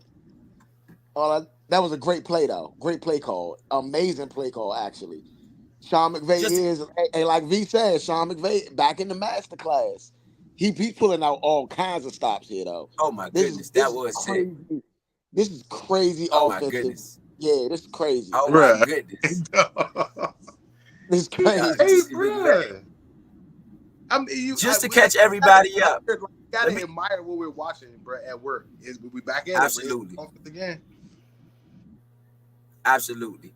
K-Ron Williams, just to catch everybody up, the Rams got the ball at their own 10-yard line. K-Ron Williams had a 15-yard run, which put them out at the 25. They had a 2-yard run up the middle to K-Ron Williams, would push them at the 27. Matthew Stafford then had an incomplete deep pass to Robinson on the 2nd and 8. Then on the 3rd and 8, there was a timeout.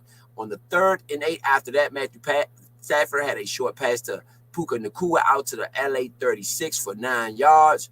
And then on the 1st and 10, K-Ron Williams ran the ball for a yard.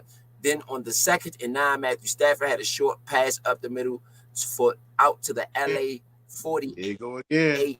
Big play. I knew it. I knew first down. 11. They don't have no answer for this, young. I don't even know if Detroit knows what's going on. They don't. Yeah, they don't.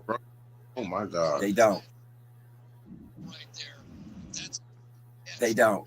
Hey, bro, how did he? And then, but you know what's crazy? People wonder, how did he even have enough time to run them through this offense, and they ain't never done this throughout the. Bruh, he probably been having this in the bag a long time. You never know.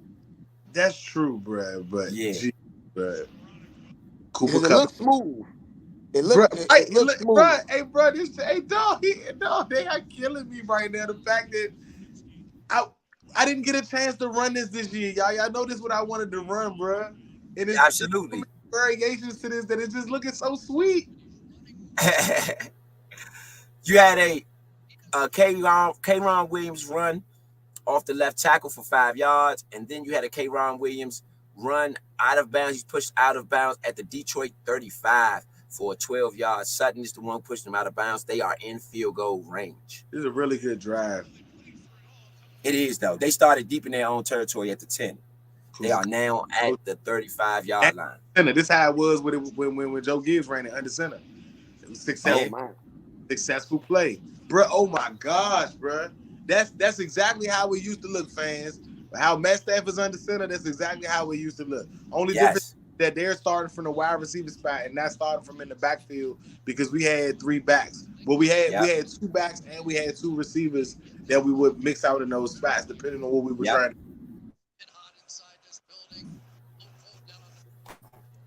And to do this in the play, I'm so proud of McVay, bro. Like, it really go to show that. All right, bro, so I got to take – all right, so you right again. We can't no longer not talk about Joe Gibbs. Joe Gibbs is always valid to talk about. Yeah, thank you. Take the shot. I mean, I like football. So when I look at Joe Gibbs' offense, this is what I'm looking at. When I'm sitting, I'm like, oh, this Drake was sick. Oh, this Drake was sick. Oh, he ran it. Oh, this is what we did today. You see what I'm saying? I'm just looking at the football aspect of it, not even really more or less the time or what it was. And I did this with everybody. I look at the Dolphins offense with that. I'm sorry for interrupting y'all. Yeah, no. No, you good, Vito. You good. So this is just what anybody, if you want to go back, look at the Dolphins offense, what they ran with Dan Marino when he first came in the league. I think the Chiefs offense when they had Tyreek Hill is something that you want to go back and watch. So it's certain offense, but this Joe Gibbs offense, if you want to watch some play calling, some real play, go watch Don Bro and Joe Gibbs go to work in the 80s and 90s. I really want to see some play calling. Y'all really want to see a well-designed offense. Go watch Art Monk in his heyday. Art Monk, remember, people don't understand this. Art Monk, when he retired, he was the #1 receiver in the NFL history. He had the most catches in NFL history when he retired. I think y'all getting a taste of why. Well, I'm going to say this. I hope the Rams hurry up and score because I still need the Lions offense to do something. Come on, man. Hurry up and score. K-Ron Williams up the middle. Matthew Stafford with a short left pass to Rivers to the Detroit 11 for 3 yards, and we have a 3rd and long.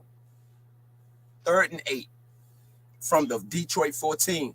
The Rams are deep in Detroit territory.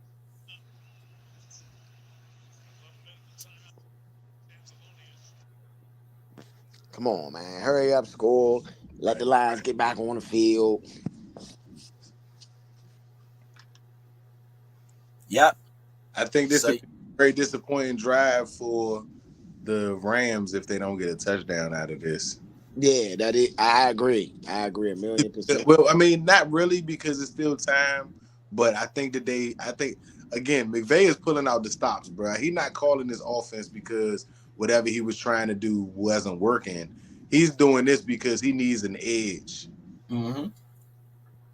And again, don't get me wrong. Like, I like the Lions in this game. I can't go away from my original pick.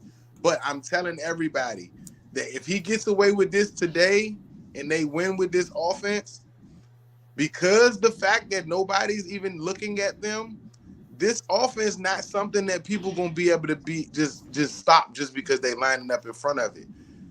This is a complicated offense, and when I've seen it when it's run at its best, it has won Super Bowls and has won divisions. Yes. And I'm not trying to fix this.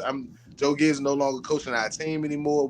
It's not the Redskins is going with, but I'm telling you, when I saw this offense, when I watched this with bruh, I was so impressed that I no longer wanted to run an offense that I've won championships with and everything, and I wanted to run this. And because I didn't get to run it this year, and I'm watching someone in a professional game, in a playoff game, in a playoff situation, run this, and it is working on a defense that I'm not gonna hold you. I talked big trash for because they were stepping up a lot. Gardner Johnson's back again. We were talking about that earlier. Yeah. And since they've been in this formation, they have not been stopped. They've had a positive play every time they lined up in this particular formation. Every single play. Yeah, I agree. I can't even say nothing. I mean, because they're obviously having trouble with it. I mean, if you look at the drives, this drive is an 11-play, 79-yard drive, which took 6 minutes and 31 seconds off the. And in that year that we had ran this offense, we were what? Number 1 in time of possession. Oh, we're always number 1 in time possession with Gibbs. We were always number 1 in time possession. That's for sure. Yes, indeed. That's how Gibbs won games. Yep. Even when you're not getting the big play, you're still getting legitimate yardage on the smaller plays, and you're still taking up time on the clock. This is crazy. Yep. You got Matthew Stafford on the 3rd and 8. It was an incomplete pass to Cooper Kupp. He did not get it. They will have to kick a field. I would kick a field goal. I wouldn't go for it on that 3rd. I'm about to look at the replay. Get a 1-point game. Yeah, you take the field goal here. You don't need it. I mean, you would love the touchdown, but you don't need it. They didn't run the play. You take the field goal here. You stop them, and even if they do score, it's still a 1 possession game. Yeah, I heard. Yeah. You say, they didn't run it. See? I don't like that. Why are you running a fade route with Cooper Kupp right there? Out of the backfield. Yeah. I don't like the play call either. Stayed in the formation. They got out of the formation. I would have never got out of the formation. You gotta stop me for me to get out of it. Detroit has not stopped that formation at all for them to have gotten out of that jump. Yeah, he got cute. He tried to run a quick snap. He tried to do a quick snap and catch them off guard out of the huddle. Quick snap out of the huddle. Like y'all say, he got a little too cute. You went away from what was working. It's a big drive for Detroit right here, though. Yeah, Detroit got to. They've scored 3 points in the second half. They got to score. If they don't score here, you might as well hang it up. Yeah. Because that offense is going to get them at least in field goal position. I'm not even. Yes, it is. He's not going to stop doing it, as I can see. Cute or not, he's still at least running that offense as his main attack. And again, I don't even know how to feel right now. Like I said, I'm so upset because I feel like betrayed that he's using it. But y'all open up them archives to him. Yeah. Yeah. And I mean, and honestly, we know what area he come from. We've been talking about it the whole time. What did I? And you know what's crazy? What did I say at halftime? It is an insult that Sean McVay has been to two Super Bowls since he's left here. It's an insult, and this is why I feel like that. Hey, y'all want to know something up, funny? You don't understand. Sean McVay grew up in D.C. Basically, this is what he calls his hometown. If you ask him his hometown, he's gonna say Washington D.C. Hey, you want to know something funny? The Packers now have more playoff wins at AT&T Stadium than the Cowboys. Wow.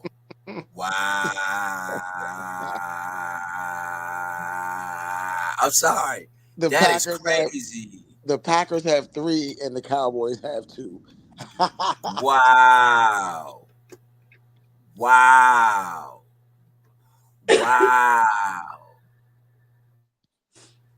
That is embarrassing. That is embarrassing. That is embarrassing. That is one of the most embarrassing things. And Packers fans, they can talk so much trash to the Cowboys just off of that by itself. How does someone else have more playoff wins in your own stadium than you? Well, I'm gonna say this though. In FedEx, the Packers got more wins than us too.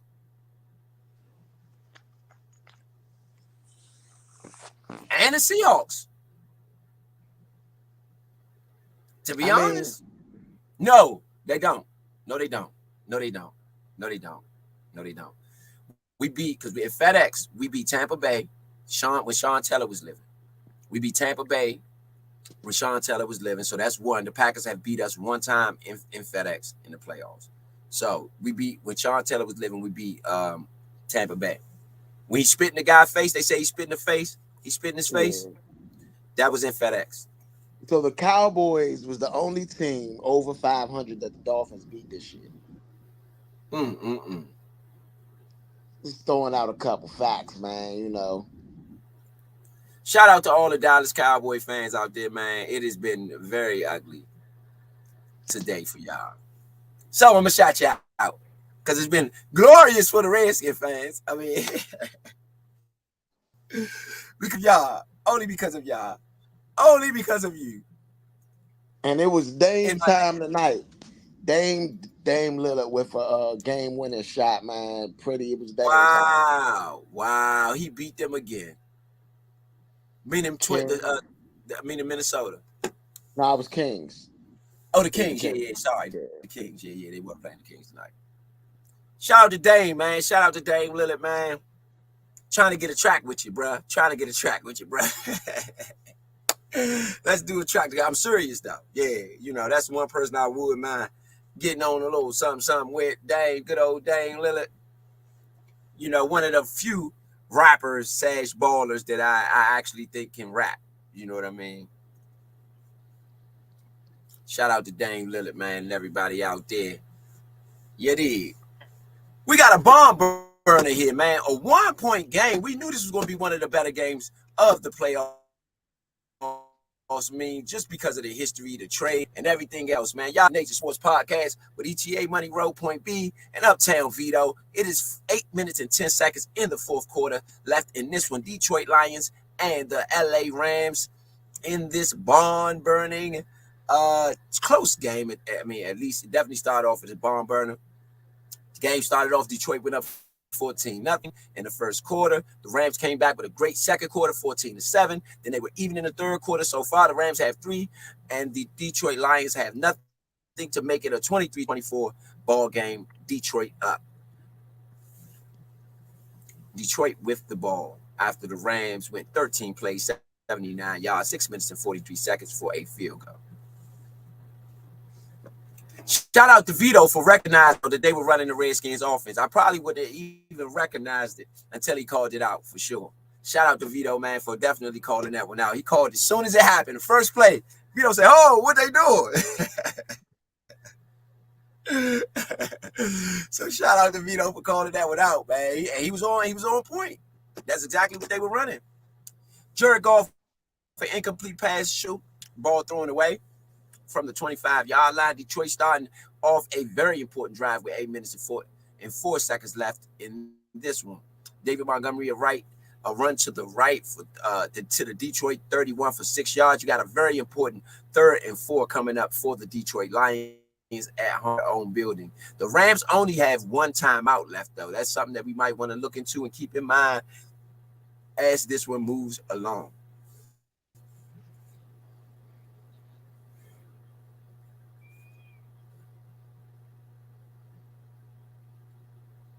Yeah, that's a franchise famous formation. So you know what I'm saying.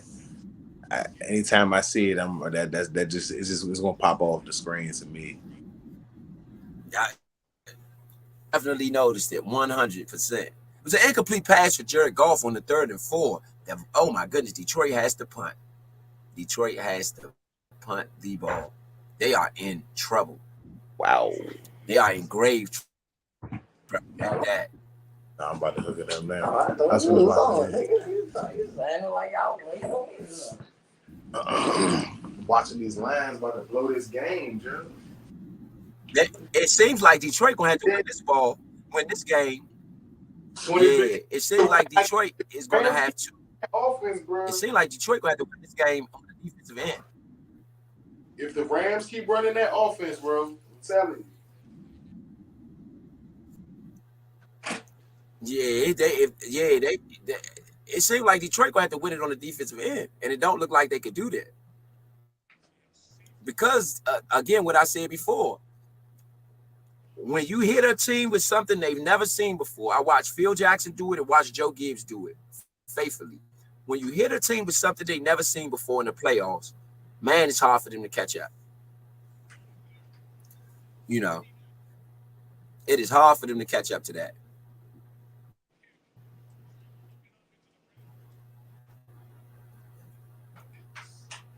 It is 7:18 left in the 4th quarter. Fox punts it for 61 yards. Great punt by Fox when they really needed a great punt. Oh my goodness, that was a great punt. Down to the LA 8-yard line. Great punt. Fair catch. Oh my goodness, that was a good punt.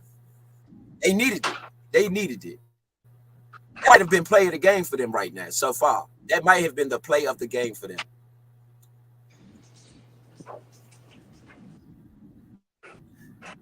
Let me ask y'all this. He almost muffed it too. That would have been catastrophic if he did. That would have been. Let me ask.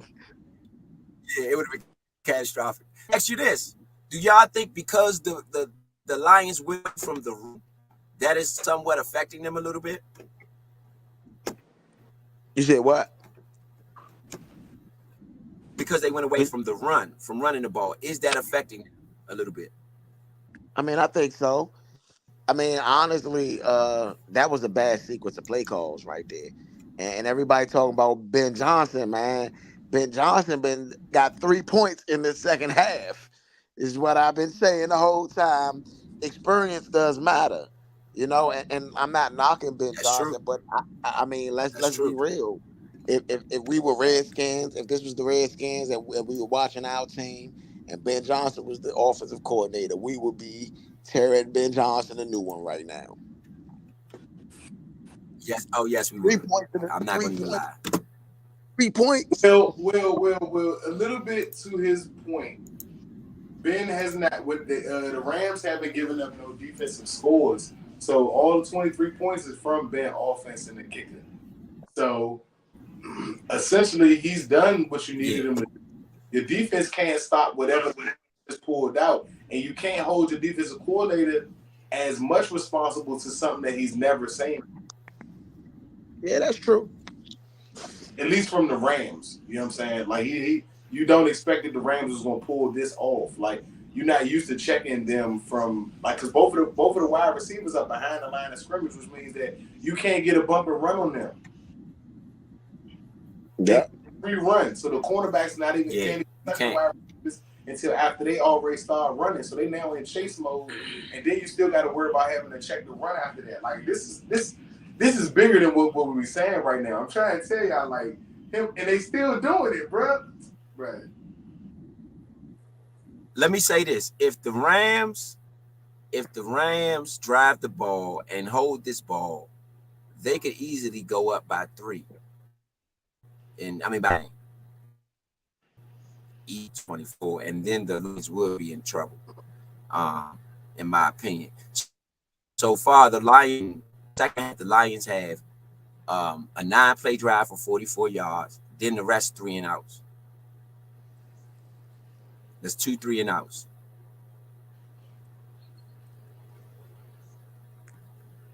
The Rams, on the other hand, has not had a 3 and out yet. To Vito's point, yes, they have. They have 1 3 and out. The first drive in the second half was a 4-play, 13-yard drive. That's it. That was 3 and out. Other than that, they've went 13 plays and they've went 10 plays, 66 yards and 79 yards. The Joe Gibbs offense. To Vito's point. Shotgun pass short to the middle to Puka Nacua. He's pushed out of bounds for a 45 and to the LA 45 for 35 on the throw. Something told me to bet with another Puka pass Nacua right now. Another pass for Matthew Stafford right to the Rivers, to the Detroit 40. Oh, they are deep in Detroit territory already, for a 15-yard gain. Detroit looks tired, man. Bro, he got Detroit looks tired. They look worn down. I don't know why. Yeah, Nacua is lighting it up. I bet he's a ride too. I only bet the receptions with Nacua. I should have bet the yards too. Something told me to bet the yards. 182 yards, bro. He's a beast, huh? He is a beast. He's a beast. Yeah, he's arrived. He's arrived at the stage. I can't lie. But he would be Art Monk in this offense. No, that would be the Art Monk's offense. I'm looking at it. Yeah. The fact that he got 9 for 182 and they technically still down is crazy. That go to show you how crazy of a masterclass this has been. Yeah. Oh, good hit. Oh my God. Oh my God. Especially I come back like this. Oh my gosh. Yeah, say Tyler Higbee. Tyler Higbee hurt him to play. Ooh! Tyler Higbee's hurt him to play. Ooh! Yeah. Matthew Stafford pass up the middle on the 1st and 10 to Tyler Higbee. He is hurt him to play. No, yeah. Hyper extended that knee. Oh, yeah, that looked bad. That looked bad. That looked bad. That looked bad. Yeah, that looked bad. Ouch. Stafford set him up a little bit, though. Stafford set him up a little bit. He did. That ball was way too high. That's why I'm talking to him. Stafford set him up a little bit. That should have been in his Stafford chest. set him up. Stafford set him up. That was way too high. Stafford set him up. No, he should have saw who was in front of him and threw it a little bit behind him so he could turn his body and protect himself. Stafford should have never had ball in front of him like that. I think he should have threw it back behind him a little bit. So it was late. It was late too. It was a late throw.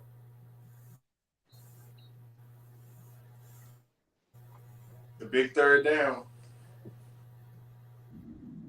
It is a huge third down.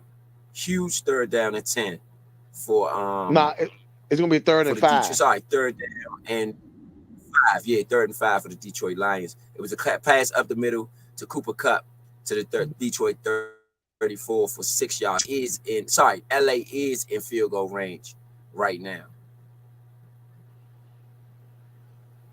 Matthew Stafford, short pass to Rivers. -2 yards. Penalty on the play, holding. Get back 10 yards. No play. Got to do it over. And that knocks them out of field goal range, that holding penalty by Harvenstein. That is a huge penalty by Harvenstein. It takes them out of field goal range. The Redskin, outside of the Redskin offense again? Yeah. Every time outside of it, they have an unsuccessful play.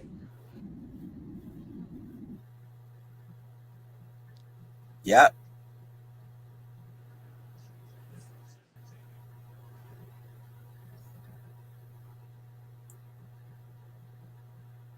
Oh yeah, that was holding. That was holding though. Yeah. Definitely holding.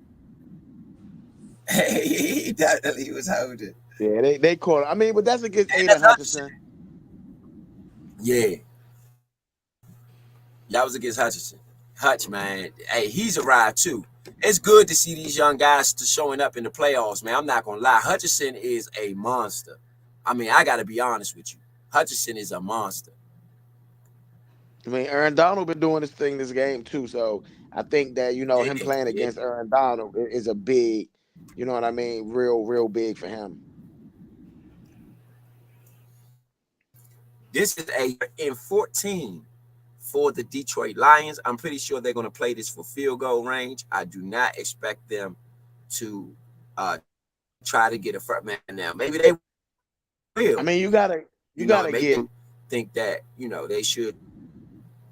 You got to get almost 10 yards for a good field goal. So I mean, you might as well go for the first. Yeah. Well, I think you got to play it for field goal range. So if you get 10, you can play it for field goal range. Yeah, that's what I'm saying. But I mean, you can, but I mean, I don't know. It depends. It depends. Because if you're going after just 10, you might end up getting 8. You end up getting 7.5. Incomplete pass, Matthew Stafford, deep right to Puka Nacua. Incomplete to the Detroit 44. Decision time, 4:20 left. What do y'all do here? 3rd and 14, 4th and 14. But it would affect them. Yeah, you punt. Yeah, the offense ain't done. The offense ain't done that all. Yeah, the offense ain't done that all game. I mean, all half. You know what I mean? So like, you don't have a lot to worry about, even if they take up a minute or two. Man, Hutchinson was in there like just. And I'm gonna be real. That's Matthew Stafford's fault. He been staring down Puka Nacua the whole game, and at this point, you gotta go. You gotta throw at Cooper Kupp. He pulled that jersey though. He did. He did. He got away with one right there. I call it the even on both sides. That was a pull. Nah, man, he got away with one, man. He got away with one. It's all right, though. I think them losing.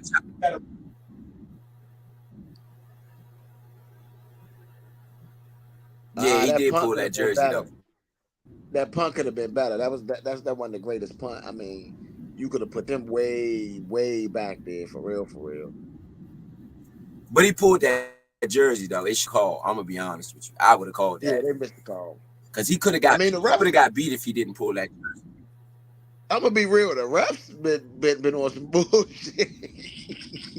Refs been trash, man. They been making calls all over. Maybe we need some new refs, man. Yeah, they have though, and that's why I said. That's what I said in the second half. In the Chiefs game, I gave them an F. In the Cowboys game, I gave them a D. In this game, an F in the second half, man. You get an F. You get an F. On that drive, it was 6 plays, 48 yards, 3:11 off the clock. It is a punt by the Rams down to the Detroit 13-yard line. Donovan Peoples-Jones out of bounds on the return after a 4-yard return. So Detroit Lions will have the ball with 4:07 left in this one. They are up 24-23. This is a very good game. I mean, we've seen everything here. Good offense, good defense, new offense, something special, something good coaching. I mean, we've pretty much seen it all. I mean, hot play, cold play, everything you want has been in this one. And it's gone down to the wire. Pretty much everybody predicted in this one, for sure. 1-point ball game.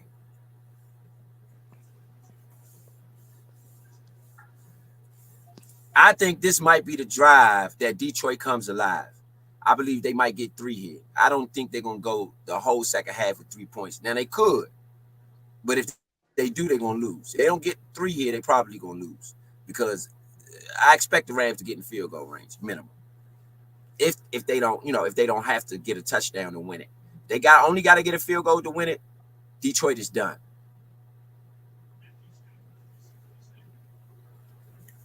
David Montgomery with off the right tackle to the Detroit 20. Detroit is deep. Aaron Donald with the tackle. Detroit is deep in their own territory.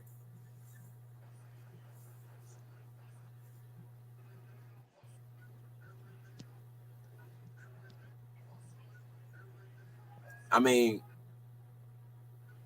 this is a great game, ladies and gentlemen. You are live at the Nature Sports Podcast with EA Money Row, Uptown Vito, and Point B. We are giving you this LA Rams versus the Detroit Lions in Detroit. Detroit's first playoff game since 1993. And believe you me, they are getting a good one. Golf, shotgun pass to the short right for David Montgomery to the Detroit 31-yard line for 11 yards. That is a first down for Detroit. Man, don't throw it to him. Throw it to Amon-Ra. I'm trying to be selfish, man. Throw it to Amon-Ra, man. You know you're supposed to throw the ball too, goddammit.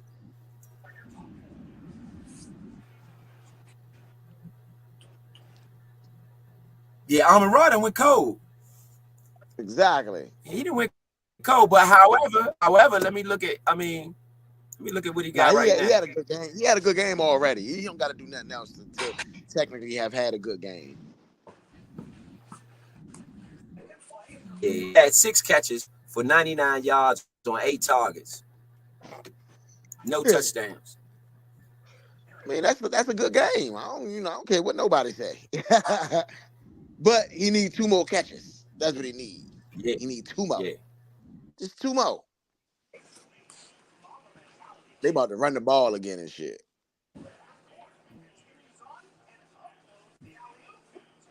I already know what they about to do. Come on, man. 3rd and long. Make him throw the ball. 3rd and long. But see, the Rams, they got no timeouts. They burned 2 of them timeouts early. So that might come back to haunt them. That's what I said. That's what we were saying earlier. They don't have any timeouts. They got 1 timeout left. No, meaning, yeah, they do got 1 timeout left. You're right. I mean, you look at it now. This is this second. They're gonna go into the 2-minute warning. They're gonna run the ball again, and then that's gonna be, they're gonna call a timeout, and then that's gonna be 3rd and potentially long. Even if they ran the ball, they could burn some clock off after that, but that's going to leave Matt Stafford no timeouts with a little bit over a minute left, and you do not want to do that.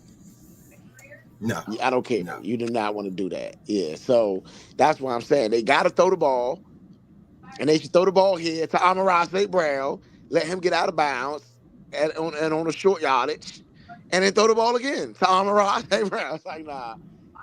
Pretty much my bet baked right now, but it was a good run at it.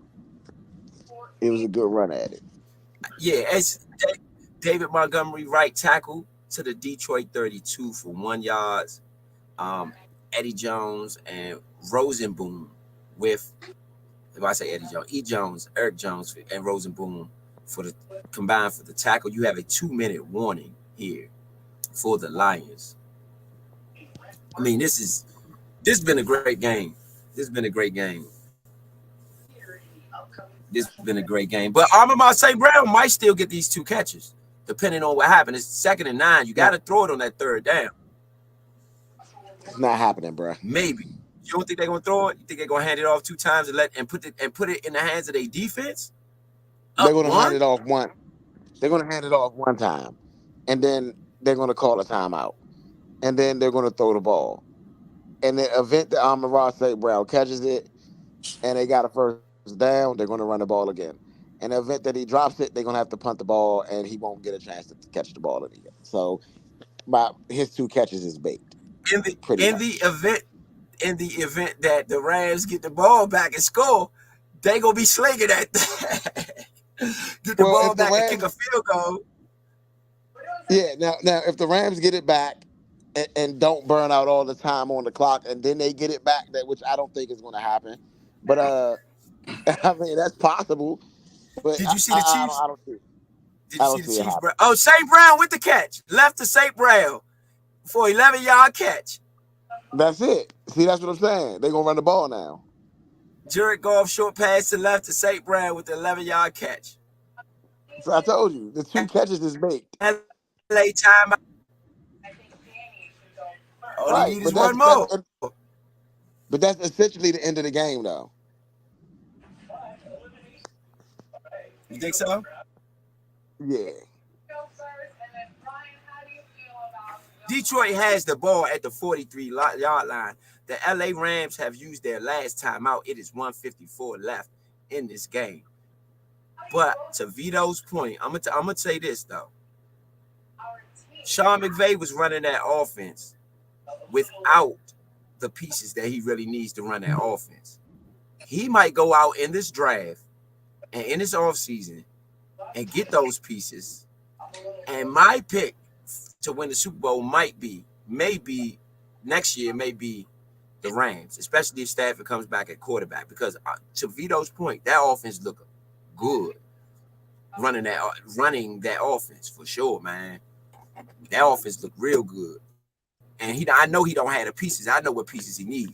He ain't got them yet. But he's going to get them. I will say this.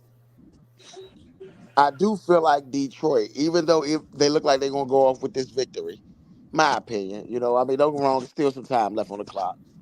But looking at the time, it looks like they're going to go off the victory, right?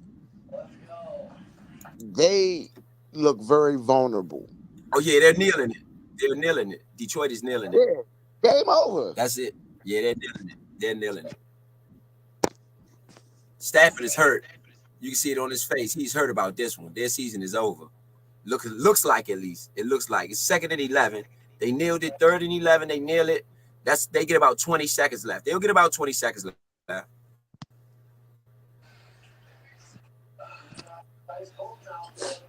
Man, this game is over. Everybody's celebrating. Game over, goddammit. Game over. Detroit, their fans is in tears, man. I can't hate them for that one, man. It's a 12-5 team with the Packers getting the win. If Tampa Bay wins, guess what? We got a Detroit Lions versus Green Bay Packers next week. If Tampa Bay loses and Philly wins, the Detroit Lions will play the Philadelphia Eagles. That means they'll get another home game. Possibly, I would think. Yeah, they'll get another home game because they're division winners. Shout out to the Rams, man, and everybody in LA, man. This has been a very close game, man. We all knew that going into this week that this game was going to be one of the catalyst games or one of the closest games out of the playoffs. That end of the 4th quarter and the end of the game. The Detroit Lions are winners here and will be moving on in these 2024 playoffs with a 24-23 victory over the LA Rams. They are moving on. Mama Ford with the win. Lord knows she'd have waited 30 years for this. She'd have waited 30 years for this. First postseason win since 1991. Wow. You know who they beat the last time in 91 too? The Dallas Cowboys. They beat Emmitt Smith and Troy Aikman. And before they ever won the Super Bowl, that was the year before they won the Super Bowl. They beat Emmitt Smith, Troy Aikman, and Michael Irvin. The Dallas Cowboys. That was the last playoff win that they got. I'm proud of them. So Dallas lost twice.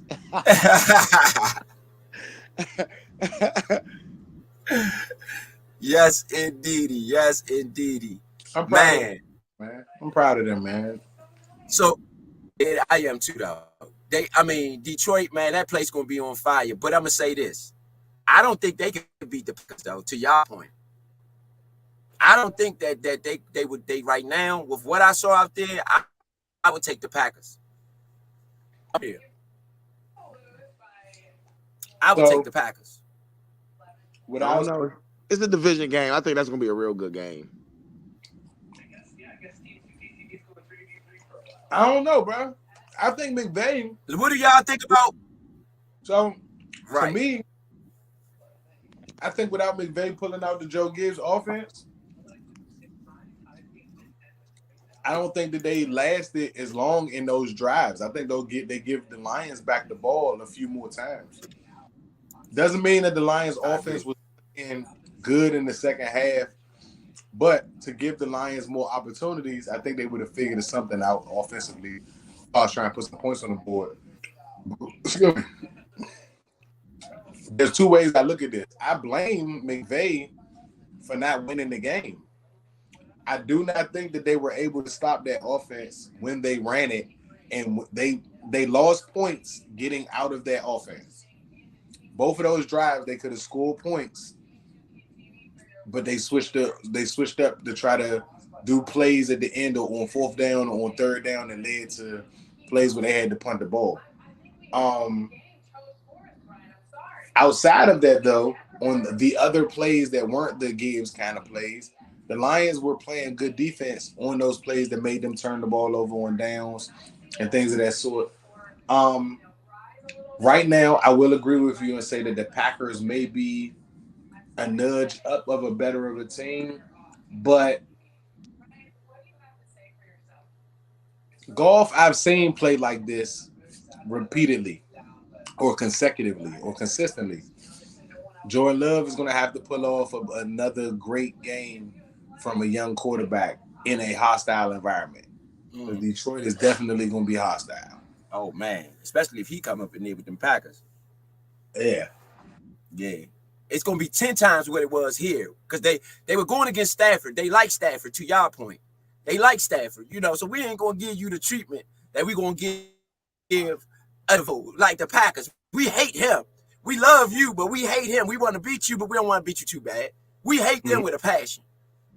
So we want to stomp them. I mean, this is what do y'all, let me ask y'all this. What do y'all think about now since we've seen every team play in the playoffs except for maybe two, we've seen every game except for two, the outlook on the games before the Buffalo game? We got the Buffalo game, the Buffalo and Pittsburgh tomorrow, and we got Philadelphia and Tampa Bay. Outside of those, what does this playoffs look like to y'all as far as on the NFC side, AFC side? On the NFC side, you have three teams left right now. You have on the NFC side, you have the San Francisco 49ers, you have the Green Bay Packers, you have the Detroit Lions, and then whoever's added between Tampa Bay and Philadelphia. So this is the final four in the NFC. And on the AFC side, you have the Kansas City Chiefs, you have the who else won yesterday? You have the Houston Texans, and you have whatever team am I missing? Who am I missing? The Ravens. Houston Texans, the Ravens, Houston Texans, the Baltimore Ravens, and you have the Kansas City Chiefs, right? So, and then you got the Bills and Steelers on the other side. What does this look like to y'all? And what do y'all see kind of playing out here? On the East? Mine's simple. I still got San Francisco and Baltimore. That was Vito's pick. I mean, I feel like it's going to be number one versus number one. It's going to be another Super Bowl rematch. I don't think any team in the NFC can beat San Francisco. I think that Lamar just been playing really well. If I think San Francisco gets there either or, I think the Ravens, I don't know if they beat Kansas City. That's going to be a good game if it's Kansas City, Baltimore. You know what I mean? So Kansas City would be my dark horse in that situation. But right now, I'm going to ride with the number one.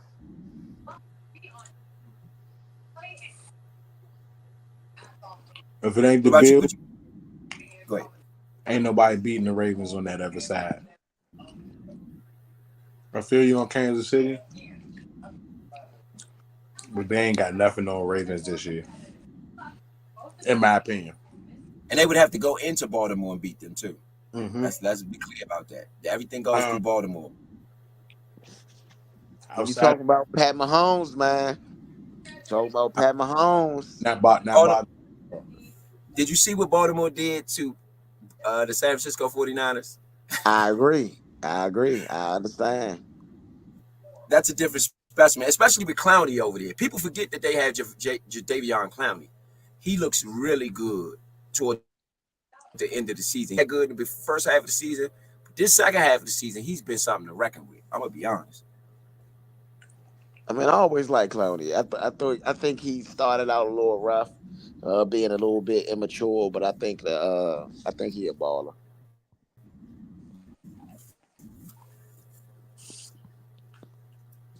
To have, go ahead, Vito. how do you match up with the Ravens in the Super Bowl? You either got to have an extreme amount of offense, or you got to have just as good a defense.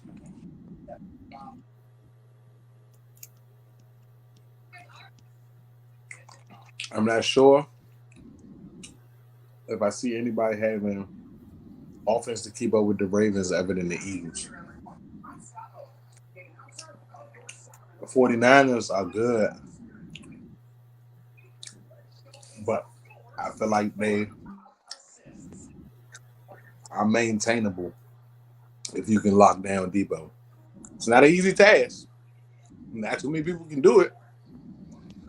But I feel like both teams on the NFC side are weak against if you take away their number one receiver. The Ravens, I feel like, just got too many ways they can win. The Bills are my surprise team, and that's if the Houston Texans take out the Ravens.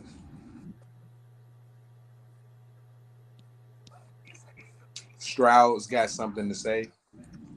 The Mecco Ryans got something to say. I don't think that game gonna be easy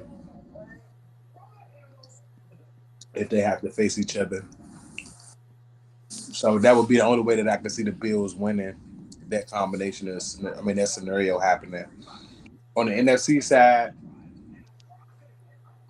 I don't really think anybody's better than the 49ers that's left. But I am very impressed with the Lions season. And what the Packers did today can't be overlooked. I won't overlook that. Got to give them their respect for what they did today. And wild card teams are always dangerous in the NFC. That's true. That's true. On my end, I'm gonna say this. When you look at the coaching, overall, you look at the coaches that's left.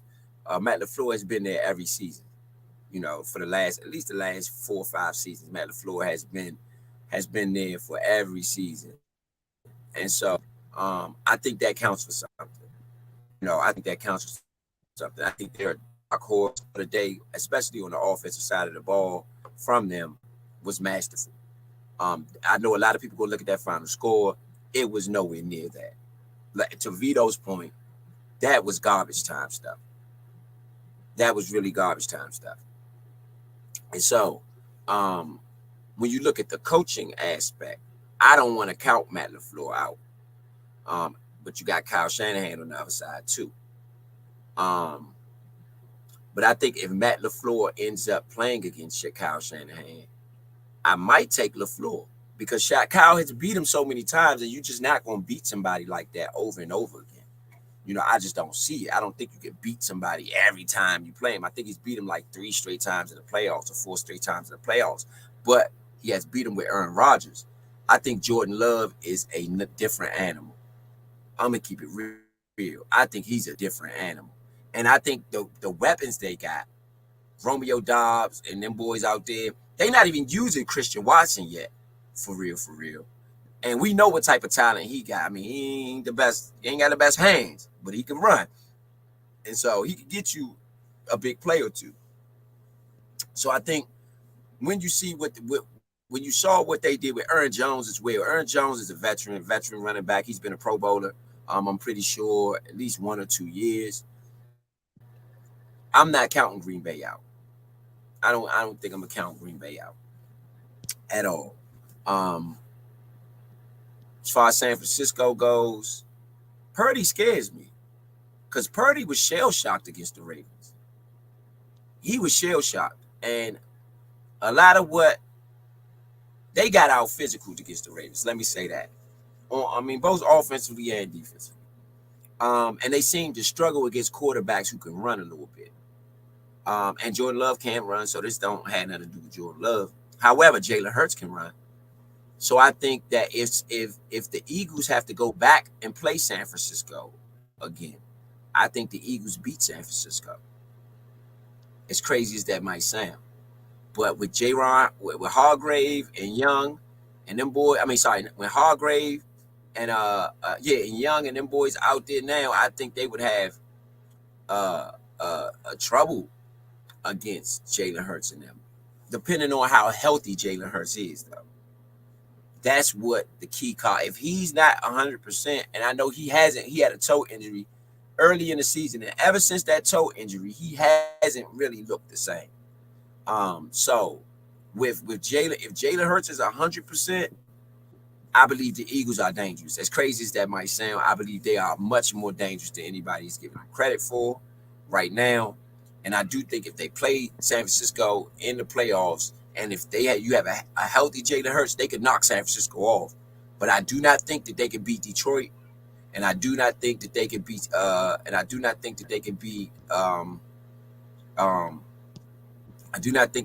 beat Green Bay either.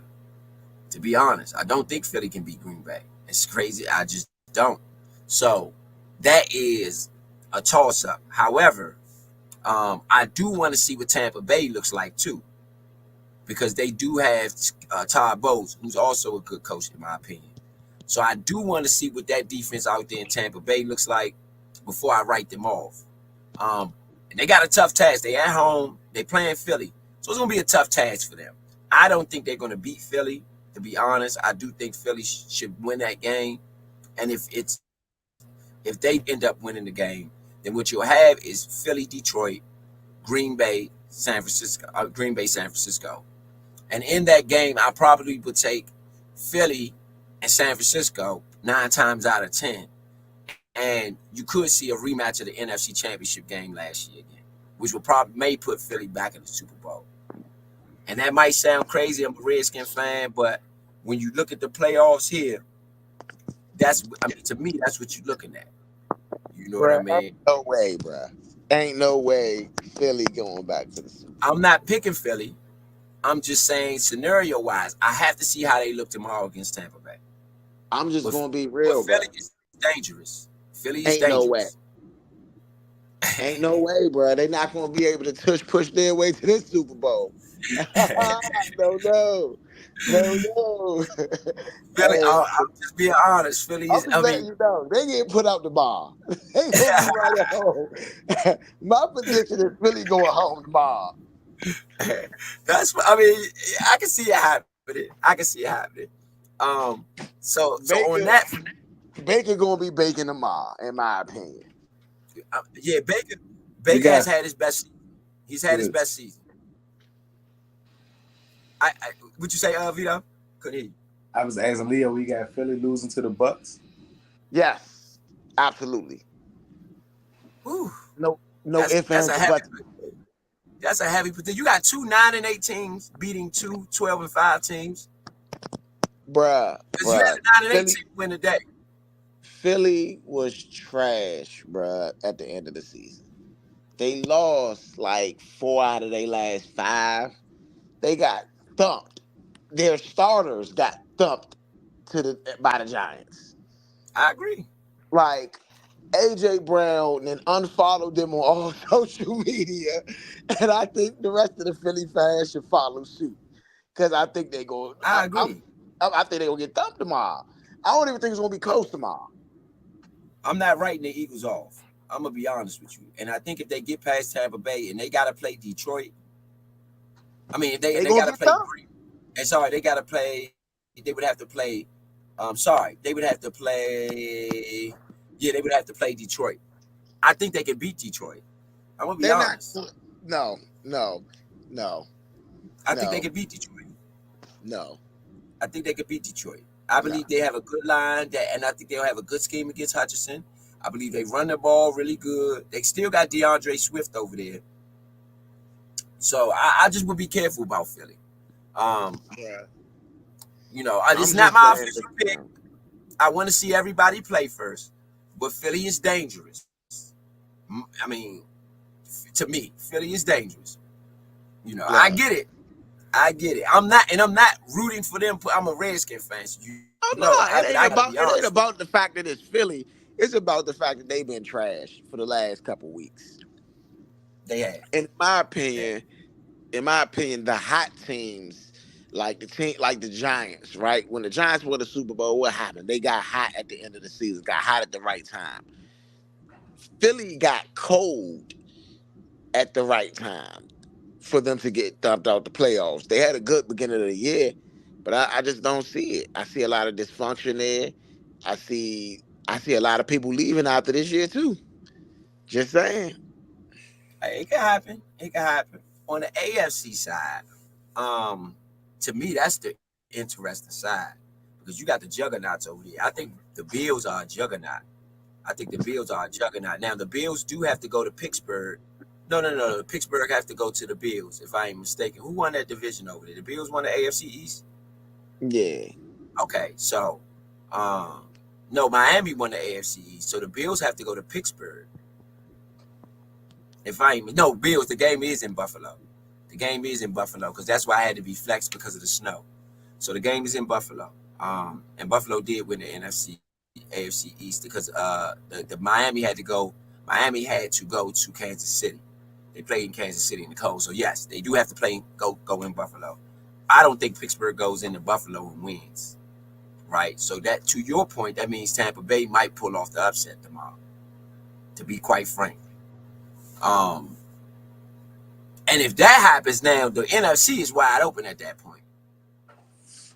If that happens, the NFC is wide open at that point. But if Philly creeps their way in there, mark my words, they could be going to another Super Bowl. I mean, just to be honest. But my dark horse is the Bills. I think that this might be the Bills' time. I believe them getting rid of Ken Dorsey has done masterful things. Their offensive coordinator's done masterful things. That new guy they got in there, he's rolling. And that offense is rolling. Stephon Diggs, at this point, he wants to win. So he's going to be game. He wants a ring bad. That's why he went to Buffalo and left Minnesota, was because he wanted to win. And so I think Stephon Diggs is going to be game. I think. Yeah. Bad not to cut you off, meaning he knew he wasn't going to win that a goddamn thing with Kirk Cousins. He said it. That's what he said. So, Stephon Diggs being what he is, and the Bills being what they are, and them having Cook, not Delvin Cook's little brother, James Cook. I believe that's going to play. Cook a beast. Yeah. That's going to play a big part. So the Bills are my dark horse. I don't think that you're going to bully the Bills. I don't think weather is going to affect the Bills. I think the Bills can go into any environment. They've done it. I think this might be their chance to really step up and do what they do. You know what I'm saying? So on that end, I say the Bills, but the juggernauts over there. The Chiefs are still juggernauts. Let's not get it twisted. You're still dealing with Mahomes and those boys over there. So if you get a Bills-Chiefs second round game, oh man, that's a juggernaut. But however, the Ravens are juggernauts too. So you got the Bills, the Ravens, and the Chiefs still left in the AFC. Those are all juggernauts. Yeah. I don't know if you have. I mean, San Francisco is a juggernaut or have been a juggernaut, but I don't know if there's as much as a juggernaut after the loss to the Ravens. They're gonna have to show their juggernautish ways a little bit, more. And I don't know if they're a juggernaut with Purdy. I got to see more out of Purdy because when the competition get thick, Purdy seems to shrink a little bit. That's what I was saying. But that's also what I said, that Purdy is also helping me to say that, all right, that's the argument that I would like to have as a Redskin fan and as a coordinator or as a GM with the Skins. How much are they invested that maybe Bieniemy call plays that Howell isn't that bad of a quarterback? Let's say that Howell is a good quarterback and maybe we just didn't have the right combination of coaches or staff to really put that together. We don't have to pick a top-of-the-line quarterback. We can pick later on in the draft if Howell doesn't work out or if he gets injured. Maybe we have that quote-unquote Purdy on our roster, would have been able to do something bigger or something different with that number 2 pick, spread it out, get more picks, maybe get something for next year, where now you're setting yourself up to be in line to do certain things. Like, you know, like I know, and I hate to bring up video games, but it's our only way of using an example as a GM. If I got the first round pick, don't mean I'm the sorriest team. I might have just got to the Super Bowl and I got the number 1 pick. It's about what I do with the picks when they're extra. You can't waste picks when you don't need the picks. You got to trade them those for the next year. And that's one thing I will say that Bill Belichick did very good when he was a New England Patriot and they were on their title runs. They didn't have a whole bunch of people to try to sign at the end of the year after somebody won a Super Bowl because they had players coming in learning from these veterans where they had a system in place where they had a lot of these things taken care of already. Yeah, I agree. And so that's what I'm looking at on the AFC side, man. You got juggernauts left. Like a lot of, you got 3 juggernaut teams, 3 juggernaut quarterbacks, 3 MVP quarterbacks for real. Even though Josh Allen, I don't think he's ever won MVP, but he's MVP caliber. I'm not about to sit here and act like he's not. That's ridiculous. So you got these 3 juggernaut teams left in the AFC. You got Brock Purdy led juggernautish team in San Francisco. You do got the fitted NFC champion Eagles that's sitting right there too. So you could say that they're juggernaut-ish, but they're going through their turmoil, etc. right now. And then you got the Detroit Lions. But then you got this dark horse team that's been more consistent than all of them in the Green Bay Packers. So this is just a melting pot on the NFC East. I mean, on the NFC side and on the AFC side. However, I will say tomorrow is going to answer a lot of questions. Tomorrow is going to answer a lot of questions as to what these playoffs really is going to be. And so after tomorrow, I will make at least me, after seeing tomorrow game, I'm going to officially make my pick. But I will say this, we haven't seen Baltimore, we haven't seen San Francisco. We haven't seen any of them yet. So we got to remind ourselves, we haven't seen any of them play yet. So this is just based on the wild card, basically what we see at the wild card level. But overall, man, right now, again, I'm split between Baltimore and I don't like Xing out Kansas City either. But I don't know that their receiving core is going to be able to do what they did against an injured Dolphins team. Because we got to remember the Dolphins had 6 starters missing on defense alone. So I don't know that they are going to be able to duplicate that against a team that has their full arsenal. That's my question with San Francisco, with Kansas City. It's definitely not Kelsey or Mahomes. It's the other people around them. It's not Clyde Edwards-Helaire. It's not even Pacheco. Pacheco is proving himself at this point. It's those last 2. You know what I'm saying? It's the receiving core. So those are my questions there with Kansas City. That's why I am leaning more towards Diggs and company and the guys out there with Baltimore with Lamar Jackson, because he's having a masterful season. To me, his best season in his career, passing the ball at least.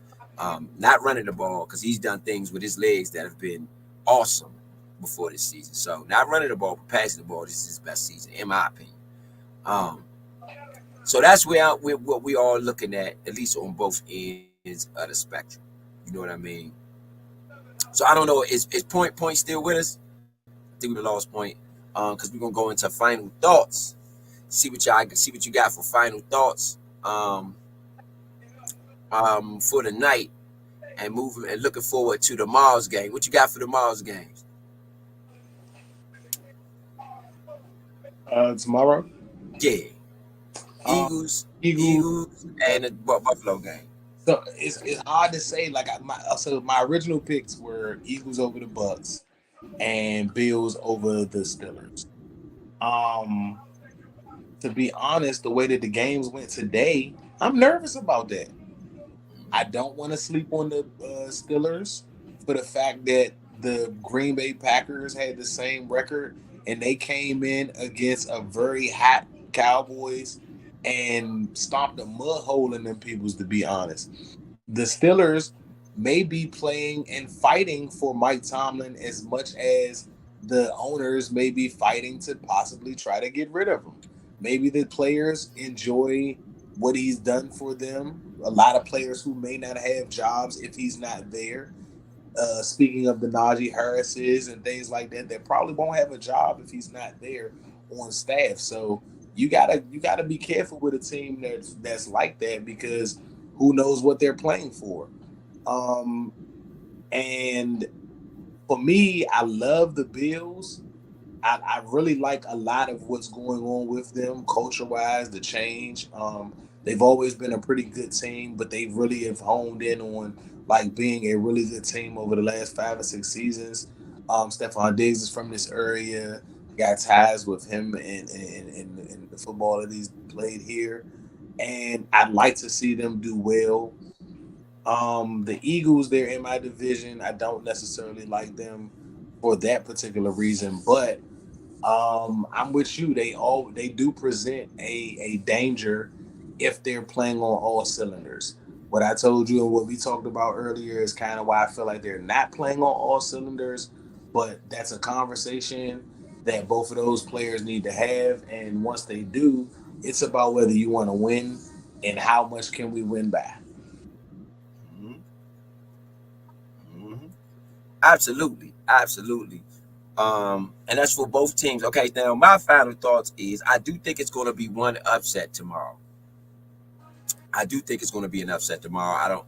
I would lean more towards, of course, I'm going to lean more towards Philly, but the fact that all of this stuff is coming out of Philly, and I don't see Buffalo getting upset, but you got a great coach in Mike Tomlin, and you never want to count out a great coach. I don't care who you are. Most of the times the Redskins went to the Super Bowl, we weren't outside of the 91 season. And even then, we weren't really expected in the beginning of the season to do anything that we did. And we just ended up taking the season by storm. But even when you look at all the football runs we had, nobody ever expected us to have those. So when you have a great coach, they show up in big times, in big moments, and they know how to coach in the playoffs. And I do believe Tomlin knows. He's had millions of big games. He's in the division with the Ravens, where the Ravens Steelers was what it was, when it was what it was. And this is the coach from there. And a Ravens Steelers playoff game would be massive ratings. Massive ratings. Yeah. So and that's exactly who Pittsburgh would play if they were to win.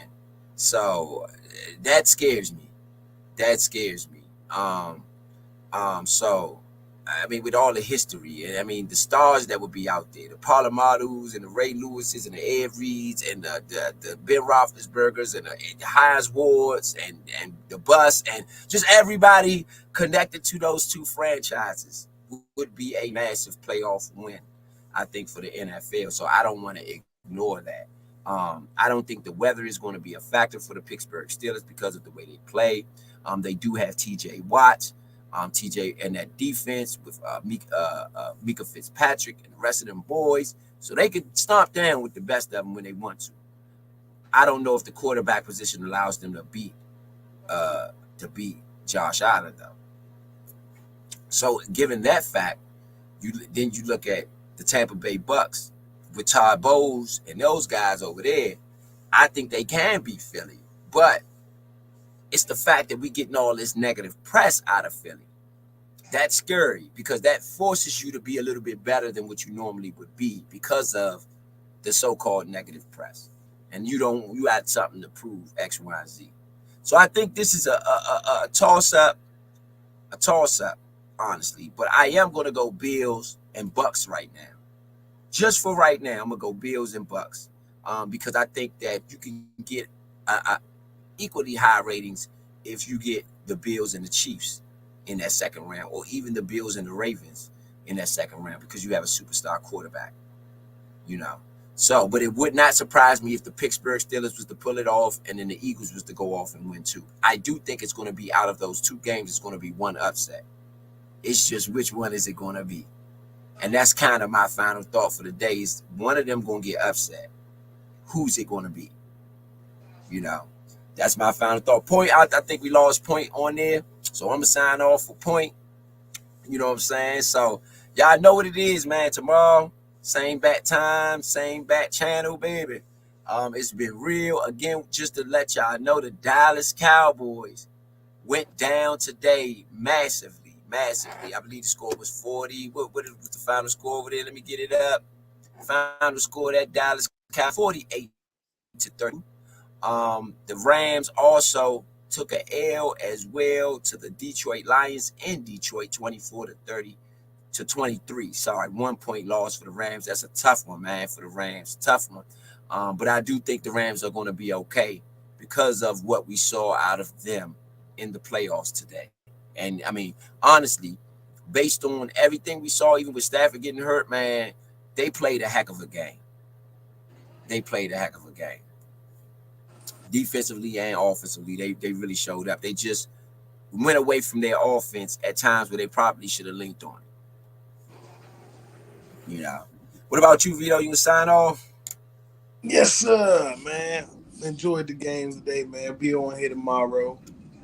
I'm going to hit you up early to see basketball bets in. Yes, indeed. Sign out tomorrow. I'm going to try to get in here tomorrow. I'm going to try to get y'all some college basketball. I owe y'all some college basketball. I keep saying it. Oh, yeah, man. W on 2 against George Mason. Oh, they on tomorrow? Yeah, they at Foggy Bottom. George Mason tomorrow. Oh, okay, yeah. So y'all tune into that, man. Y'all make sure y'all tune into GW up there, Foggy Bottom, man. If you can go down to the game, make sure you go support them. You know what I mean? That's family there, man. Y'all coming in the name of the nature. You dig what I'm saying? So y'all get in there, get it in, baby. See y'all tomorrow. Y'all know what it do.